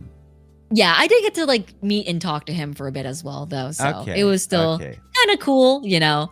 Got to shake his hand, all that good stuff. But yeah, didn't get an article of clothing, unfortunately. Okay. It still has value. It has value because of how important it is to you, but also you had to be there at those events to actually get those things, or they're part of things like that. It's like a mural, you said? It was like a fabric backdrop. Almost. Okay. Yeah. I think that's the best way to describe it. That's a part of it. Yes, that's a part of it. Okay, So I'm okay. actually I can just tell you the you don't have to put this on screen, but just for like a reference for you to see. Yeah. So this is what the album cover looks like. And that little fabric part is from the shadow where the mouth meets the chest there, where the smile is. Yes. So it's see, basically I see. the entire mouth area. Yeah. I see. Yep. I see the color. And And the album okay. was called Smile, and I got the smile. So I was like, oh, that's so cute. You know, like. Yeah. Okay, I get it. All right. These are hard to rate because they are one of a kind kind of thing. I will say I was already generous for the album. I like being. I'm a generous uncle, but I want to be too generous. No, it's also I'm running a business here. How about I'm gonna lowball, I think, question mark. Ooh. And then maybe you can raise me if you think I am wrong. I think. Not sure. I am gonna try. I am gonna offer for the whole thing, the little how would you say, it's like little portrait, like how would you call that? Like a frame, photo frame, a frame, yeah, with collage objects, kind of deal. collage, yeah. How about, and like I said, I think maybe you'll think this is enough, but if not, you can raise me 300. Whoa! Ooh. Honestly, I'm not sure because it's hard to say. It's hard to say. These are rare. They're one of a kind, but I'm like, what do you think?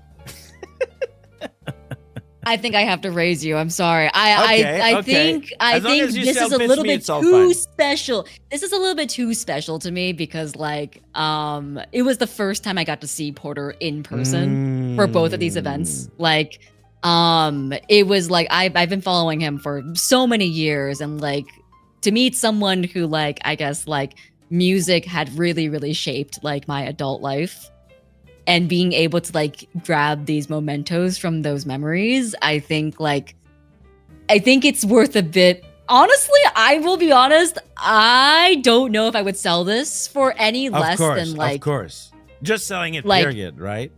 yeah, I don't know if I would sell this for any less than like maybe like a ridiculous amount, like maybe 100,000 or something like that. You know, like if some I'm like not I offering wouldn't you 100,000. That's for sure.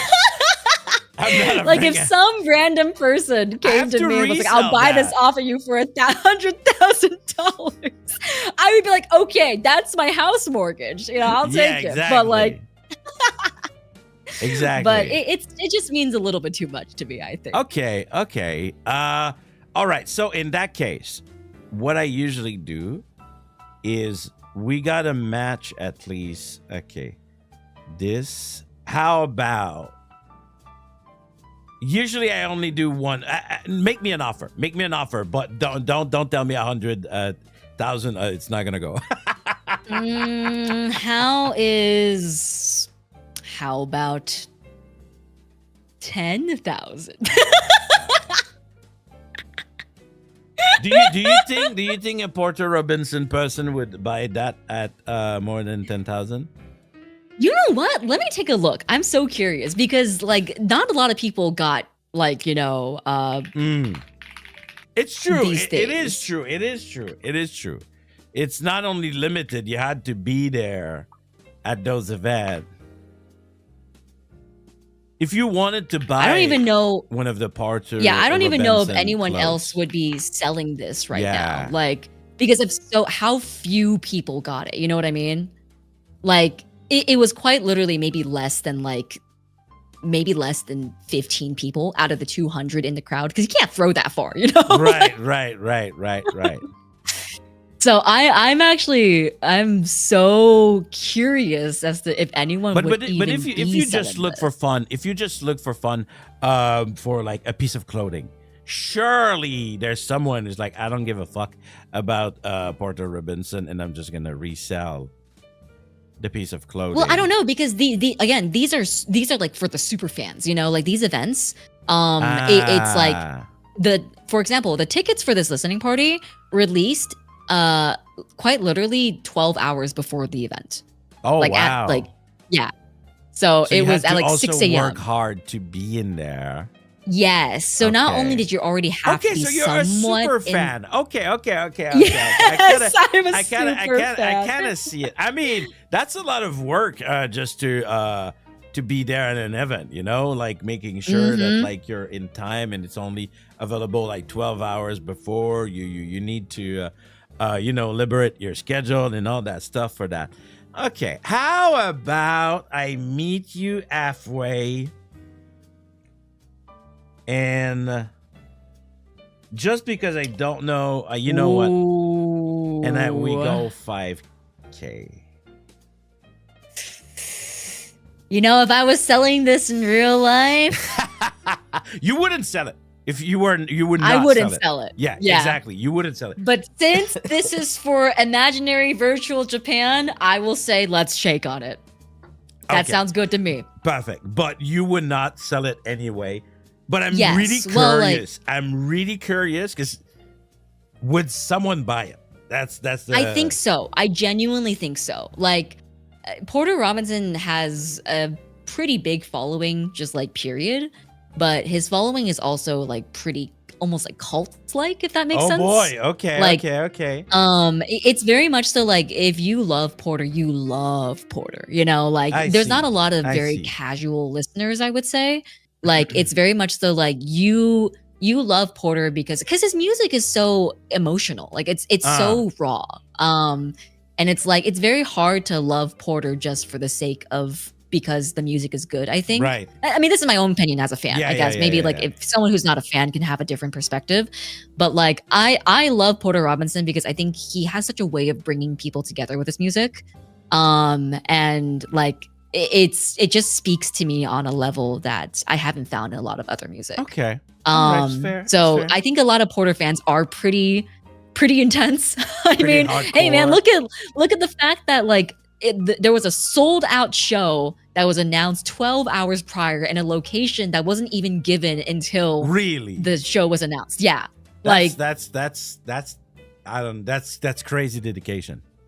And it was sold out within the first hour. Like that's it was. I had to buy a resale ticket. I happened to be able to go because I couldn't get a ticket. Yeah, I was just busy during that time. Right. And I happened to get a resale ticket from someone who, the only reason why I got that ticket was because they had a friend that got food poisoning when that day. So they needed to sell that additional ticket. Right. And that was the only reason I could go. Okay. So, okay. yeah. I get it. Maybe I'm not hardcore enough.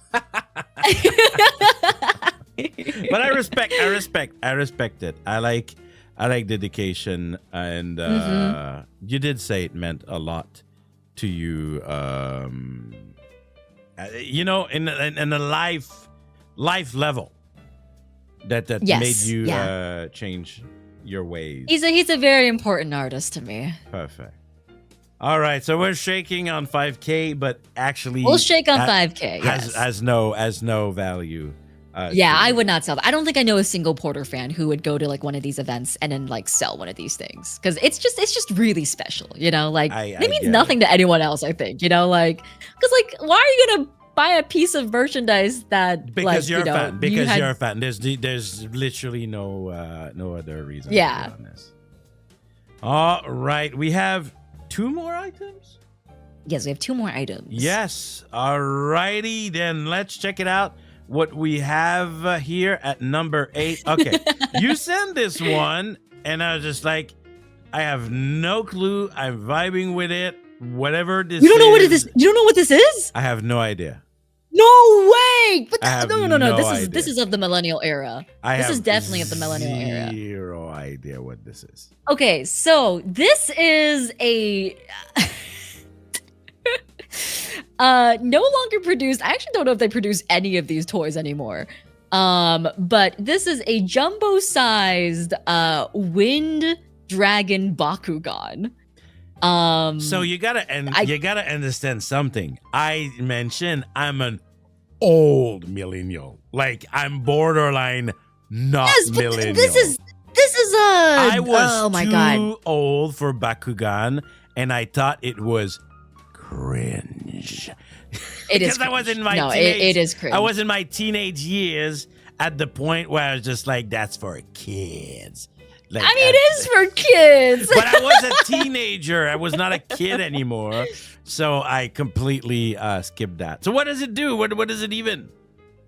I'm gonna be honest with you. I'm not really quite sure. I found this when I was moving, and I was like, oh my God, I still own this. But it's big and it looks pretty cool, and it rolls up into a ball, and then when you put it on a magnet, like, you know, a fridge or something like that. Wait. It goes, how does it work? I don't know how it works. So actually, let me just show you some pictures. People in chat maybe know, but basically the toys are they're little balls, like they're little. They come in the package like this. And they're usually really tiny. Like they're like almost like the size of like a small ping pong ball. Okay. But this one is the size of like right now. Am I not seeing this properly? Sorry, what? I don't see a ball right now on that. Oh no, I sent you what it looks like when it's closed up. In chat. Yeah. So it looks like here's one out of the package. So it's a ball originally. Yes. So it balls up like this, and there's a magnet at the very bottom of the ball that when you, so it's kind of like Beyblade. It's like right. You also have the action of like rolling it out. So that's part of like the gameplay. You roll it out, and then like it lands on a magnetic piece of like game board, and then it opens up. It like explode. Not this doesn't explode. But like, Baku mean explosion. Oh really? Yeah. So Bakugan makes sense that it does the explosion thing. Yeah, it like just like explodes open. And so the one I have that I brought today to the pawn shop is a jumbo version of the smaller ones. Version. I see. Yeah. How big are we? How big is that? Like for like you? We don't have a banana next to it. So it's kind of hard to say. Ooh, here we go. here's a good picture of what they look like next to each other. So the right one is the big one. Holy the right one shit. is Okay, that's much bigger than what I thought. Yeah, the right one is like the normal size one, the play see. ones, and then the left one is the jumbo version. Yeah. Okay, and this is a jumbo version we're looking at. Yes, this is the jumbo version. Okay. But wait, hold on. I kind of see the face. Like that's the thing. I don't even see my imaginative, like creative, cognitive brain does not even recognize like it has like its neck and it has a horn in front. Is that it? Yes, and then the little dark piece is the eye, and then the little two yellow pieces is like the mouth. Right. And what is that? An arm next to it? They're wings. They're wings. They're wings. Yeah. So the way that this one closes up is you push the head back in, and that makes the top loop of the circle. Right. And then you push the horn back in as well, and then the two wings they close on the sides as the two like hemispheres of the rest of the circle, and then you put the feet backwards, and then that becomes the little circle. Okay. Well, I'm not gonna share the other picture, but you can look it up. You can just look. Yeah, if you guys search up just like Jumbo Bakugan, yeah, Jumbo Bakugan, you're gonna find. Yeah, it. you'll see the pictures of how. But at big least the one you did send me, I can see that it's a dragon. It's obvious. But this one, yeah, that's I one of the don't newer see it. ones. I see it. It's more. Yeah, content. this is like the OG of like the original designs for the Bakugan. I see. Where it was like very simple. Nowadays they got some more extensive ones. But yeah. No, hold on. I see. I understand. Okay, it's functional, right? Yes. Yeah, it is functional. Okay. But this one is not for play because it's the giant one. Is that correct? Yes. This one would be for like if you just want to replace your play one with a big one for the sake of like aesthetics or something like that. Yeah. More like a collectible at this point. Mm-hmm. Okay. I have no idea the value. It's probably not that easy to find. Bakugan is getting old, right? Yes, it is. I think considered vintage now. Yeah. Okay. I am not well versed in the Bakugan, as you can tell by how confused I am on what it is. I've legit, like for real, in my youth, never seen it like in an action. I've seen really? I've seen Beyblade, but this I've never seen like in front of me happening. So I'm gonna go on YouTube after that. And I'm gonna check it out because like I'm really. It's pretty cool. It is pretty cool. I'm really unsure on the imagery, but I know that for a lot of people, because there was some reaction, they were like, "Oh, Bakugan! It has a lot of meaning for their their childhood." So it's kind of a memorabilia. How do you feel about that? Like you found it like by surprise. You did not even think you had it. Do you have any like important moment with that? Honestly, I don't even remember buying. I have a feel. I wasn't that into Bakugan. Okay, I watched like a little bit of the. Yeah, I watched a little bit of the anime and stuff like that, and like I had some friends who played it. I honestly think this might have been one of the Bakugans my friends left behind at my old house or something like that. Like because I don't remember buying this, but I think it's pretty cool. It's sitting on my fridge right now as a little magnet, which is fun. Oh yeah, because always a fun little conversation it has a starter. magnet in it, so you can. Yeah. Okay, it's crazy. So you have no real emotion. It's just something you found that might be from a friend. Okay. It's just a little guy. Yeah, it's the mysterious old item that we found in our houses. I have lost, surprisingly, because you said like you found this when you moved. I have lost some items when I was a kid. Items that were really important to me. I was really into plushie when I was young. And moving does that. Moving also does sometimes make things reappear. But sometimes you also lose them and you don't know how it happened. There was this. Okay. I'm gonna share something about to boost the emotional value over this one. I'm gonna look like a real big fuzzy uncle that I don't know. I have a Care Bear that a plushie with the one with the luck the 4-leaf clover on it. I remember so vividly, and it's like this kind of things that it's core and you don't know why, but that plushie was really important, and I lost it. I'm not sure how, moving or something. It just seriously disappeared. So to all of the item that resurfaced, we're gonna give this little guy a shout out, despite not having any history. And we're gonna go for it. And I am gonna give this a prize that probably makes no sense, but for all the Bakugan people out there and people that find maybe to your friend who don't even know that they lost their Bakugan, maybe they want to rebuy it. How about a commemorative 100 JK? I think I would like to increase you on that. No way. Because you want to know why?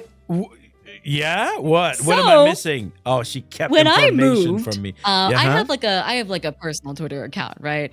When I moved, I posted this on Twitter. This Bakugan. I was I found a huge Bakugan, kind of being whoa, kind of deal, right? It went viral, got 100K likes. Don't know why. Just the way the algorithm works, right? And then I had offers in my DMs offering me $1,000 to buy this. What? Off. Sorry, French is coming out. How much? No, but say it again. I just want to make sure that I heard right. There were people in my DMs offering me $1,000 to buy this. Now, obviously, I don't know if that was a real offer because I didn't follow up on that. I want to keep this guy. This is cool. I don't care about $1,000. Do you know the name of this one? I don't. That's the apparently. Okay, so they said it's the Wind Dragonoid, but every time I try to search it up, I just can't find it. Bakugan. Now I gotta know. Bakugan. Green. I'm gonna say green wing. Dragonoid. Green. Oh, Dragonoid? Yes, Dragonoid. I think the most important part about this is that it's genuine, and people can tell fake versus genuine because, actually here, this is really funny. Someone in my comments was actually debating about this. They were like, this is a fake one, blah, blah, blah. And then someone else sent pictures of fake ones. They're like, no, this is real. Because look at the fake one. The fake one is different. And blah, blah, blah, blah, oh and God. It was a whole discussion. There was a whole argument happening in my comments. I was like, I just work here. Damn. People are Ventus Dragonoid. Ventus Dragonoid. Ventus? Yes, Ventus Dragonoid is the name. Bakugan. But I actually did a little bit of seeking myself on the websites of the internet, and I could not find anyone selling a jumbo Ventus Dragonoid that was authentic. What? Oh, I think I found this. Okay. I see one for $8. Yes, that's a small one. I see. But yeah, the Deca, it was called a Bakugan It's Deca. crazy how the first design were really simple. They were really simple, because I see some of the newer one, and it's really more complex, a lot. I see on Reddit. Is the color also correct? It looks different from what I am seeing. The one from Reddit is a fake one. The one, okay, the kind Yeah, of the one from bluish. Reddit is a fake bootleg Deca Bakugan. I see. But the one I No have way. apparently is authentic. So That's yeah, there kinda were collectors crazy. offer me pretty crazy numbers to buy this offer. Yeah, I got an offer of 200. I got an offer of 800. I got an offer of 1,000. Oh wow! People actually want it for real, and Yes, no, actually... people actually wanted it for real, for real. I got Holy multiple shit. offers. Okay. So what's your offer then? I'll meet you in the middle. I'll say, how's 500? Oh, absolutely. I'm gonna... Okay, all right. I did not realize I was dealing with this kind of item. It looks so simple to me. I know. That's what I'm saying. Like, I see the That's what- crazy one. I'm like, oh, these are cool. And I look at this little guy. He's just like, I got a horn. Kind of. It's because it was one of the first ones. To be Right. released. But that Yeah. also helps probably the value going up, right? Being in the first one. And now I'm super curious about that because, like I said, I completely skipped this era at all. Yeah, it somehow found the Bakugan collectors Twitter side of the That's internet, I guess, because crazy. Yeah. it was actually insane. And I went to some of these guys' profiles, right? I went to some of these guys' like profiles just to like, see like, what do they do to be offering me this much money? And then they all they post about is their Bakugans. Like, that's it. They like I told you, some people like they literally see that as their venue to make money. They sell and resell. I knew people that was there. They sell, resell, and they sell, buy, resell. So buy low, sell high, kind of mentality. Kind of crazy. Oh, I But yeah, see the this whole is a set here. pretty Okay, funny okay. piece of merch that I have. And you just found that randomly. Just found it in my house. That's crazy. Oh well, enjoy like the casual $500 that was hiding in your house. Wow, I never thought. All right. Well, I'm definitely gonna be checking this out afterward for sure. And now, perfectly, kind of a little bit. You were right with 9 item. You had a lot of yap power. I do have a lot of yap power. We are the last item, and I think we are cycling back.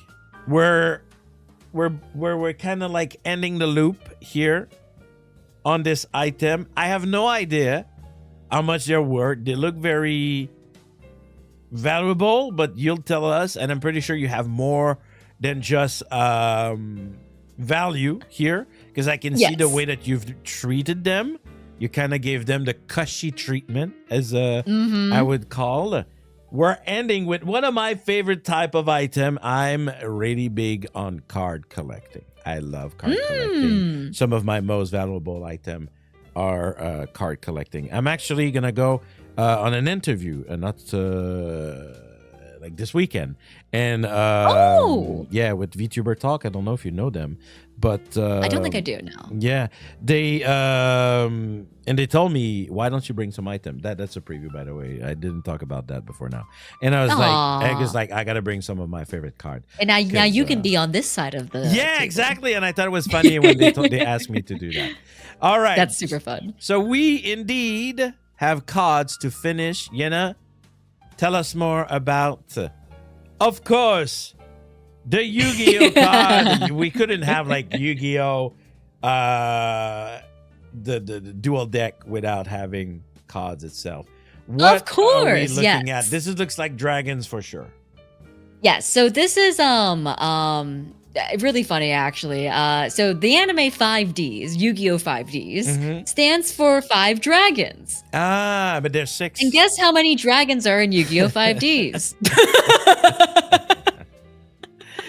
Yeah, I instantly, when you said that, I was like, yeah, I see it instantly. There's 6. Interesting. So these You wouldn't are believe it, yes. the dragons from that series.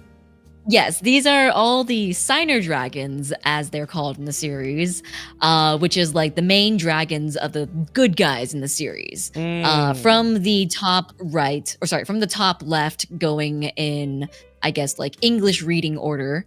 It's Black Rose Dragon, Power Tool Dragon, Ancient Fairy Dragon. I think this one, Blackwing Dragon, has 2 different names. I think in the anime, it's in Japanese, it's different than the English localization. I call it Blackwing Dragon. Okay. And then Stardust Dragon is the next one after that, and then there's Red Demon's Archfiend. Oh, that sounds like a good guy. Yeah. Because you said the good guy have these dragons, yes? Okay, well, he starts off. He starts off as the main antagonist. Oh, okay. There we go. That makes more sense. Yes. But yes, these are all the highest rarity cards of each of these cards. The Their highest 25th rarity? Anniversary. Yes. What it's is the 25th. it called in Yu-Gi-Oh? It's called Quarter Century Rare. Quarter it's the Century Rare. Okay. Yeah, so it's the 25th anniversary edition of the cards by name of Quarter Century. And it's a special holographic print that they only do for Quarter Century cards. Okay. Yes. Okay. How rare is that? Well, if I tell you, then I don't want a prize. I just want to know how rare they are. Okay. I guess they're not that rare. Mm-hmm. They're not that rare in a sense of you can buy one of these cards online pretty easily. Okay. But they may be in a different like rarity card type. So if that makes sense. That rare type, how rare is it? Is it like there's 100 in the world, or No. It would be more so like it's rare in the sense of it only comes from like one card set. Like there's no like they don't include it in like other sets. I see. Did you chase those cards? Yes. Okay. Some of these cards are chased. I got I believe it was Black Rose Dragon Quarter Century, and I believe it was the Red Dragon Archfiend Quarter Century. Both of those were pulled. The rest were purchased. I see. Yes. So rare enough to be a little bit difficult to just get completely from yes, packs. For sure. Yes. Yeah. Okay. I see. Because for context, I think like every Quarter Century box includes 3 Quarter Centuries. And a box is about maybe like $70. And in those 3 Quarter Centuries that you can get, there are about 1,000 different cards you can get in Quarter Century. In a crate, what are the rates for these? Do you know? So the rate is all the same for every single card in Quarter Century. So you only get 3 Quarter Century cards per box. Per crate? No, per box. Per booster box. Yes, booster box. Like if there's 12 in a crate, you only get 3. Get 3 per box. Yeah. Okay. But it can be of any card. It can be any card within 1,000 card pool. Like 1,000 different cards in the pool. And it would be 3 of those cards. Right. And what is the rarity just by themselves of the of those cards? Like just to get it in any rarity? Yeah. Is it like an I don't know, SSR? Like is it like ultra rare? Is it? Because I don't know how Yu-Gi-Oh works. Okay, Yu-Gi-Oh rarity is really fucked. So that's the thing. That's the one card game that I don't know. There's there's rare, there's S rare, there's SS rare, there's gold rares, there's silver rares, there's starlight rares, there's quarter century rares, there's prismatic rares, there's chromatic rares, there's it's fucked. It's genuinely fucked. But quarter century rares is like the most recently introduced rarity type because Yu-Gi-Oh had its 25th anniversary like in the last, I think, like 5-ish years or so. So it is the newest rarity type that is considered to be the highest quote unquote rarity, but it fluctuates because they do reprints pretty often. I see. But it's so considered it's really the dependent. highest rarity. Sorry, what? But these are considered the highest rarity. They would be considered the highest rarity in terms of, I think, a scale of sorts. But again, okay, I'll explain this after you offer a price because I think I cannot. I don't have enough information. When it's card, it's very precise. You know exactly. Like, I should just like ask you how much you're asking for it because you know exactly like how much these cards like are worth. So if I offer you something, I'm just gonna like throw a number out there, and you're gonna either be like, "Ooh, okay, you're like overpricing this," and you're gonna take it, or you're gonna be like, "Ha ha ha, you fool! This is worth like 100 times like the amount that you're offering me." So, for context, yes. Yu-Gi-Oh rarity is very dependent on how viable the cards are. Right. It's not like Pokemon where it's dependent on full arts or hollow or stuff like that. It can too. Like Pokemon can also, when I was playing Pokemon cards, the cards that were like winning you games, they were more expensive. But the moment that they would be rotated out, they would completely lose their value. Yes. Well, like I would say Pokemon, like for example, Charizard always does well. Like yes. It's like Charizard always does well, Hate Gengar Charizard. always does well, and stuff like that, Yes, right? yes. But Yu-Gi-Oh is very much so like if the card doesn't have any play value, it loses value like insanely. Are these playable? These are somewhat viable, not really anymore. Yeah, because they probably there's rotation too, right? In Yu-Gi-Oh. Well, the thing is that these are the base forms of all of these dragons. Okay. Which is fine. But due to the support that has been added more recently for a lot of these dragons, there's more evolved versions of some of these dragons. Like Stardust Dragon has Shooting Quasar Dragon, Excel Dragon. Like there's a bunch of different types of Stardust Dragons. Shooting Star Dragon. You know, like there's a lot of different variants of them, and some of those might be more viable in play, but these are the original 5D's anime dragons, right? So that's why I collected these ones specifically. Okay, well, I think usually I give a price, but you probably have a price in your head about how much this is worth. Honestly, I'm gonna be honest, I don't know how much these really are anymore. I'm checking on TCG Player right now.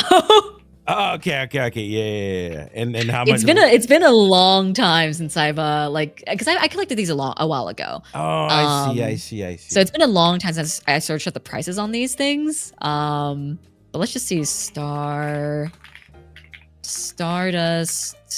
Dragon Quarter Century QCR. Oh, wow. Oh. Sorry. I'm pleasantly surprised. Wow. Let's see. Red Dragon. I'm cooked. Arch. Okay, no, you're fine. You're fine. No, you're fine. Yeah? Yeah, you're fine. Okay. I would offer you for this full set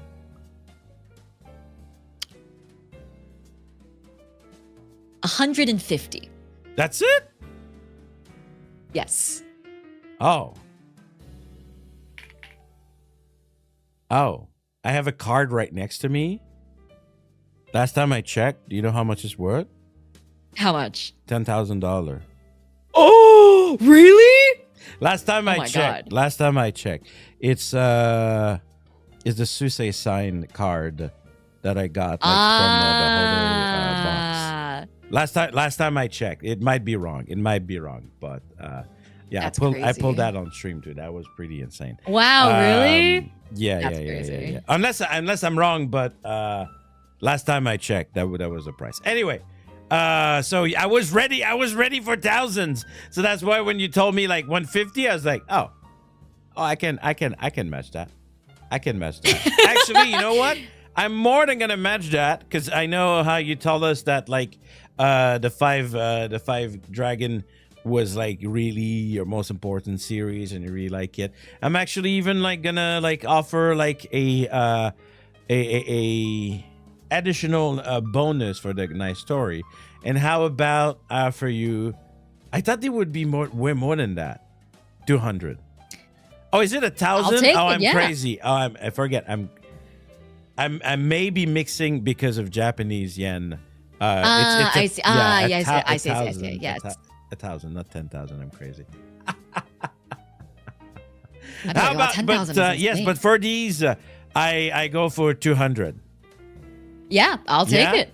Okay. So the reason why I offered so low is because no, they're fake. average... She's selling me fake cards. Oh, no, they're real. The average price of these cards on current market is about the range of maybe like $7 to $20 each. Really? Mm-hmm. For such difficult to get card?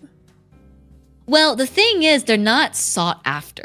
So even if Yu-Gi-Oh has, you have to imagine, Yu-Gi-Oh has so many cards. So weird, man. There's so many different cards in like Yu-Gi-Oh. As a collector, I don't understand Yu-Gi-Oh. Mm-hmm. I really like. It seems to be like, you know, for example, there was like Magic the Gathering that did the Final Fantasy series, right? People were going insane. The gold chocobo, like, you know, like it's obvious. Like, this is collector shit. It's like obvious. How is something that looks collector? This looks collector. I look at it. I see how like they look like really special compared to the other Yu-Gi-Oh card ever seen. How come it's lowballing? It must be not that hard to pull or something. Because it makes no sense. I would say it's still pretty hard to pull. It's just that when people do pull it, they don't have a really big demand for it. So Black Rose, I actually just searched it up. Black Rose Dragon and Red Dragon Archfiend, both of those two cards you can get actually from a tin. So you can get them just assured. But there's a code usually on the card though that tells you when you get a tin, no? In Pokemon, at least. In Pokemon, there's a code on the card. I think so. Yeah, I think so. And you know if it's a tin, and it usually lose value because it's there, like, in the code. Yes, I think so. I mean, but even... Okay, so for example, Black Rose Dragon, right? Black Rose Dragon has a Ghost Rare, which is another rarity in Yu-Gi-Oh! But Black Rose Dragon's Ghost Rare, back maybe like, I would say 5 years ago, was almost $1,000. Wow. But now it was not? Really... Why would it drop price? It makes no sense, no? Because it's become unviable. Yeah. And now it's only going for about... Well, okay, damaged, it's going for about 160. It seems like lightly near mint, it's still about 400-ish. Okay. But it's dropped quite a bit, you know, for like the card's worth value. So you're telling me then that Yu-Gi-Oh is not recommended for collector then? No, I would not say so. I mean, like, I just don't think Yu-Gi-Oh is one of those I don't think it's one of those series where there's enough collector value. I mean, so it's why you always see Yu-Gi-Oh available at, you like, have like you know, the anime shit, right? You have like the one blue eye, one with dragon. What's the name again? Blue Eyes White Dragon? Yeah, and like a special rarity. No, that wouldn't be worth a lot. I mean, let's see what the highest Yu-Gi-Oh card is worth right now. I mean, the highest Yu-Gi-Oh card on market right now on TCG Player is still only $5,000. And what would it be? It is Dark End Dragon. I don't even know what card this is. Dark End Dragon. Oh, it's Championship card. Okay, so that drives the rarity because it's only Yeah. given to a champion, right?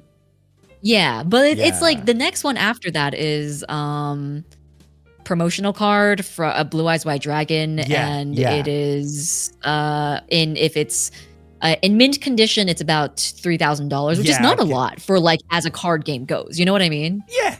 Like, but you know, it's still like the one that makes sense because of the anime and all that stuff. Yeah. Is some collective. Of course, we're not talking about like stupid how Pokemon is. We're talking about real people. Yeah, I mean, One Piece is also insane. Have you ever looked at One Piece collection? I've seen the One Piece game, but even here in Japan, I've seen in some shop. But One Piece is insane. Yeah. Do you want to know how much? You want to know how much a case of OP, which is like their series number of OP1 cost right now? Sure. Which is the first series. It's $30K. Huh? Yeah. For a case? Yes. How much in a case? 12? 12 boxes of the first series of One Piece. Yes. In English, right? Mm-hmm. Yeah, in Japan that would never happen. I feel it's like pretty crazy. They're trying really, really hard in Japan to prevent that. Hey, going on the Pokemon website, the Pokemon Center. Like they literally they scan you and you gotta enter a lottery and really yeah. Japan is trying really hard. I really hope they crack down on that on America as well. I'm gonna say I saw I collect Pokemon before the whole non-Japanese enter the market in Japan. And the prices were so good all the time. There were no problem with amount available and all that shit. But they've been protecting themselves so hard from non-Japanese buyer. It's really? Oh yeah, it's crazy. Like getting Pokemon product now, even in Japan, is hard. But I remember here, it was simply pre-order. No. Now you have to enter a lottery to get your product. It was simply there was a limit per customer and it was pre-order and you were assured to get your product. Now, if you want like the price from the Pokemon Center, which is not scalper prices, is like you gotta win very, very in demand lottery, and people are using bots. I see. It's a really sad and at the same time exciting because it kind of brings back in the front row this kind of collecting, and as a collector it's good to see it in the front row, but not like this. Yeah, I think One Piece is really experiencing this right now. 30K? Yeah, so I have a lot of card shops near me. And I went to a card shop recently to just go check out, what was available and stuff. People were selling the most recent set that released for $350 a box. Well, I don't get it. It's not cards anymore. It's literally like they think that they're selling stocks, and it's like it really is. It really is. It really makes me like go insane. It's just like, bro, like leave us alone. Like go on your coin. Like I'll give you all the junk coin, okay? Just like go and do like your thing with your coins. Leave a physical product alone. It's just like this is insanity. Yeah, which is why like these cards, like although they don't have a lot of value, like it was really cool being able to collect all of the 6 dragons together like as one. Because basically throughout my entire college life, I had a Stardust Dragon on the back of my phone. It was just like it just felt nice, like a little bit of like whenever I felt demotivated, I was like, Stardust Dragon, and I would be motivated again, But it was nice. Everything is virtual, so is the junk coin. I just decided right now I am supporting your dedication you put in getting that.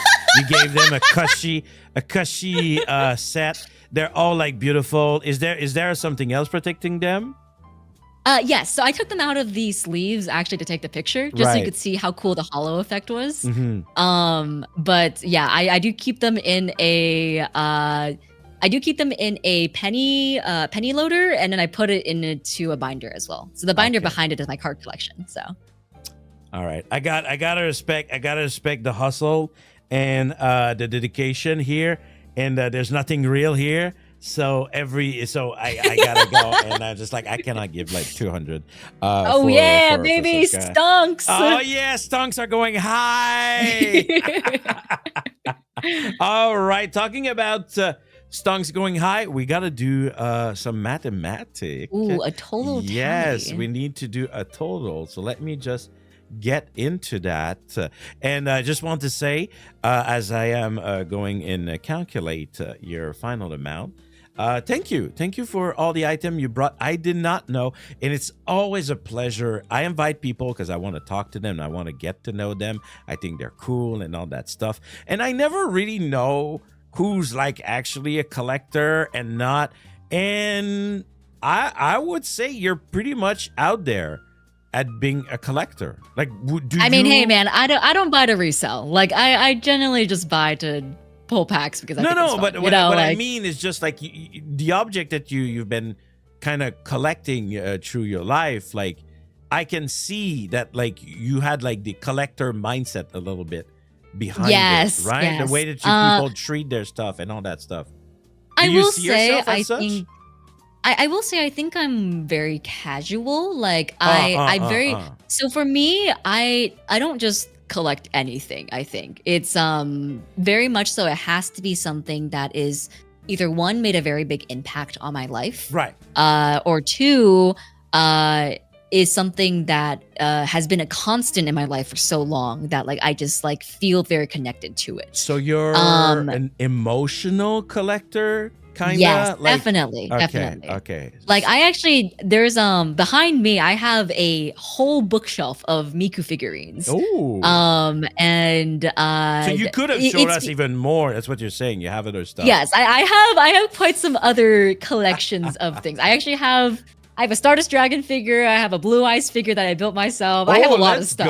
Let's go. Nice. But but I have a big Miku shrine behind me, and like the reason I know, like liking Miku is kind of mainstream now, but like I've been a Vocaloid fan since 2008. You know, back when Miku basically first got released. Days, like, when people were just like, "What's that? That's weird." Yeah. When Miku Nishite Ageru was still like very popular and stuff, and like nowadays everyone loves Miku. Miku's the big new thing. Blah blah blah. And it's like, but you know, like Miku has been in my life for like a super long time. She's the Vocaloid community is what got me into singing, what got me into creation and stuff like that. So like I've always wanted Miku figures because they're just really fucking pretty. And so now that I'm adult with adult money, I'm like, yeah, I can spend money on figures now. You know, like I gifted a very old Nendro set Miku that I had, like one of the first, I think that came out to a friend before moving to Japan. And it was a very, very cute Nendroid that I had. It must have been worth some good money because it is kind of old now. But no, I get it. I completely get that. And I think one of the term I've coined the most running this show is in a term that I not really used before, and I think not a lot of people use, but yeah, I would say that like you really brought us memorabilia. Yes, that was my goal. That was definitely my goal in terms of we could definitely bringing items. Definitely feel it, but those memories, they still have a Janken sign at the end of them, and they're still gonna make you some money. And you have made today, Yenna, a total of 8,701. The 01 because of the 67 that I that I gave you. So yeah, all right. What are you gonna do with all the Janken now? I'm going to invest it into my Roth IRA, max out the contribution on that, invest that into index funds, and then put the rest into my brokerage account to invest into stocks. Thank you.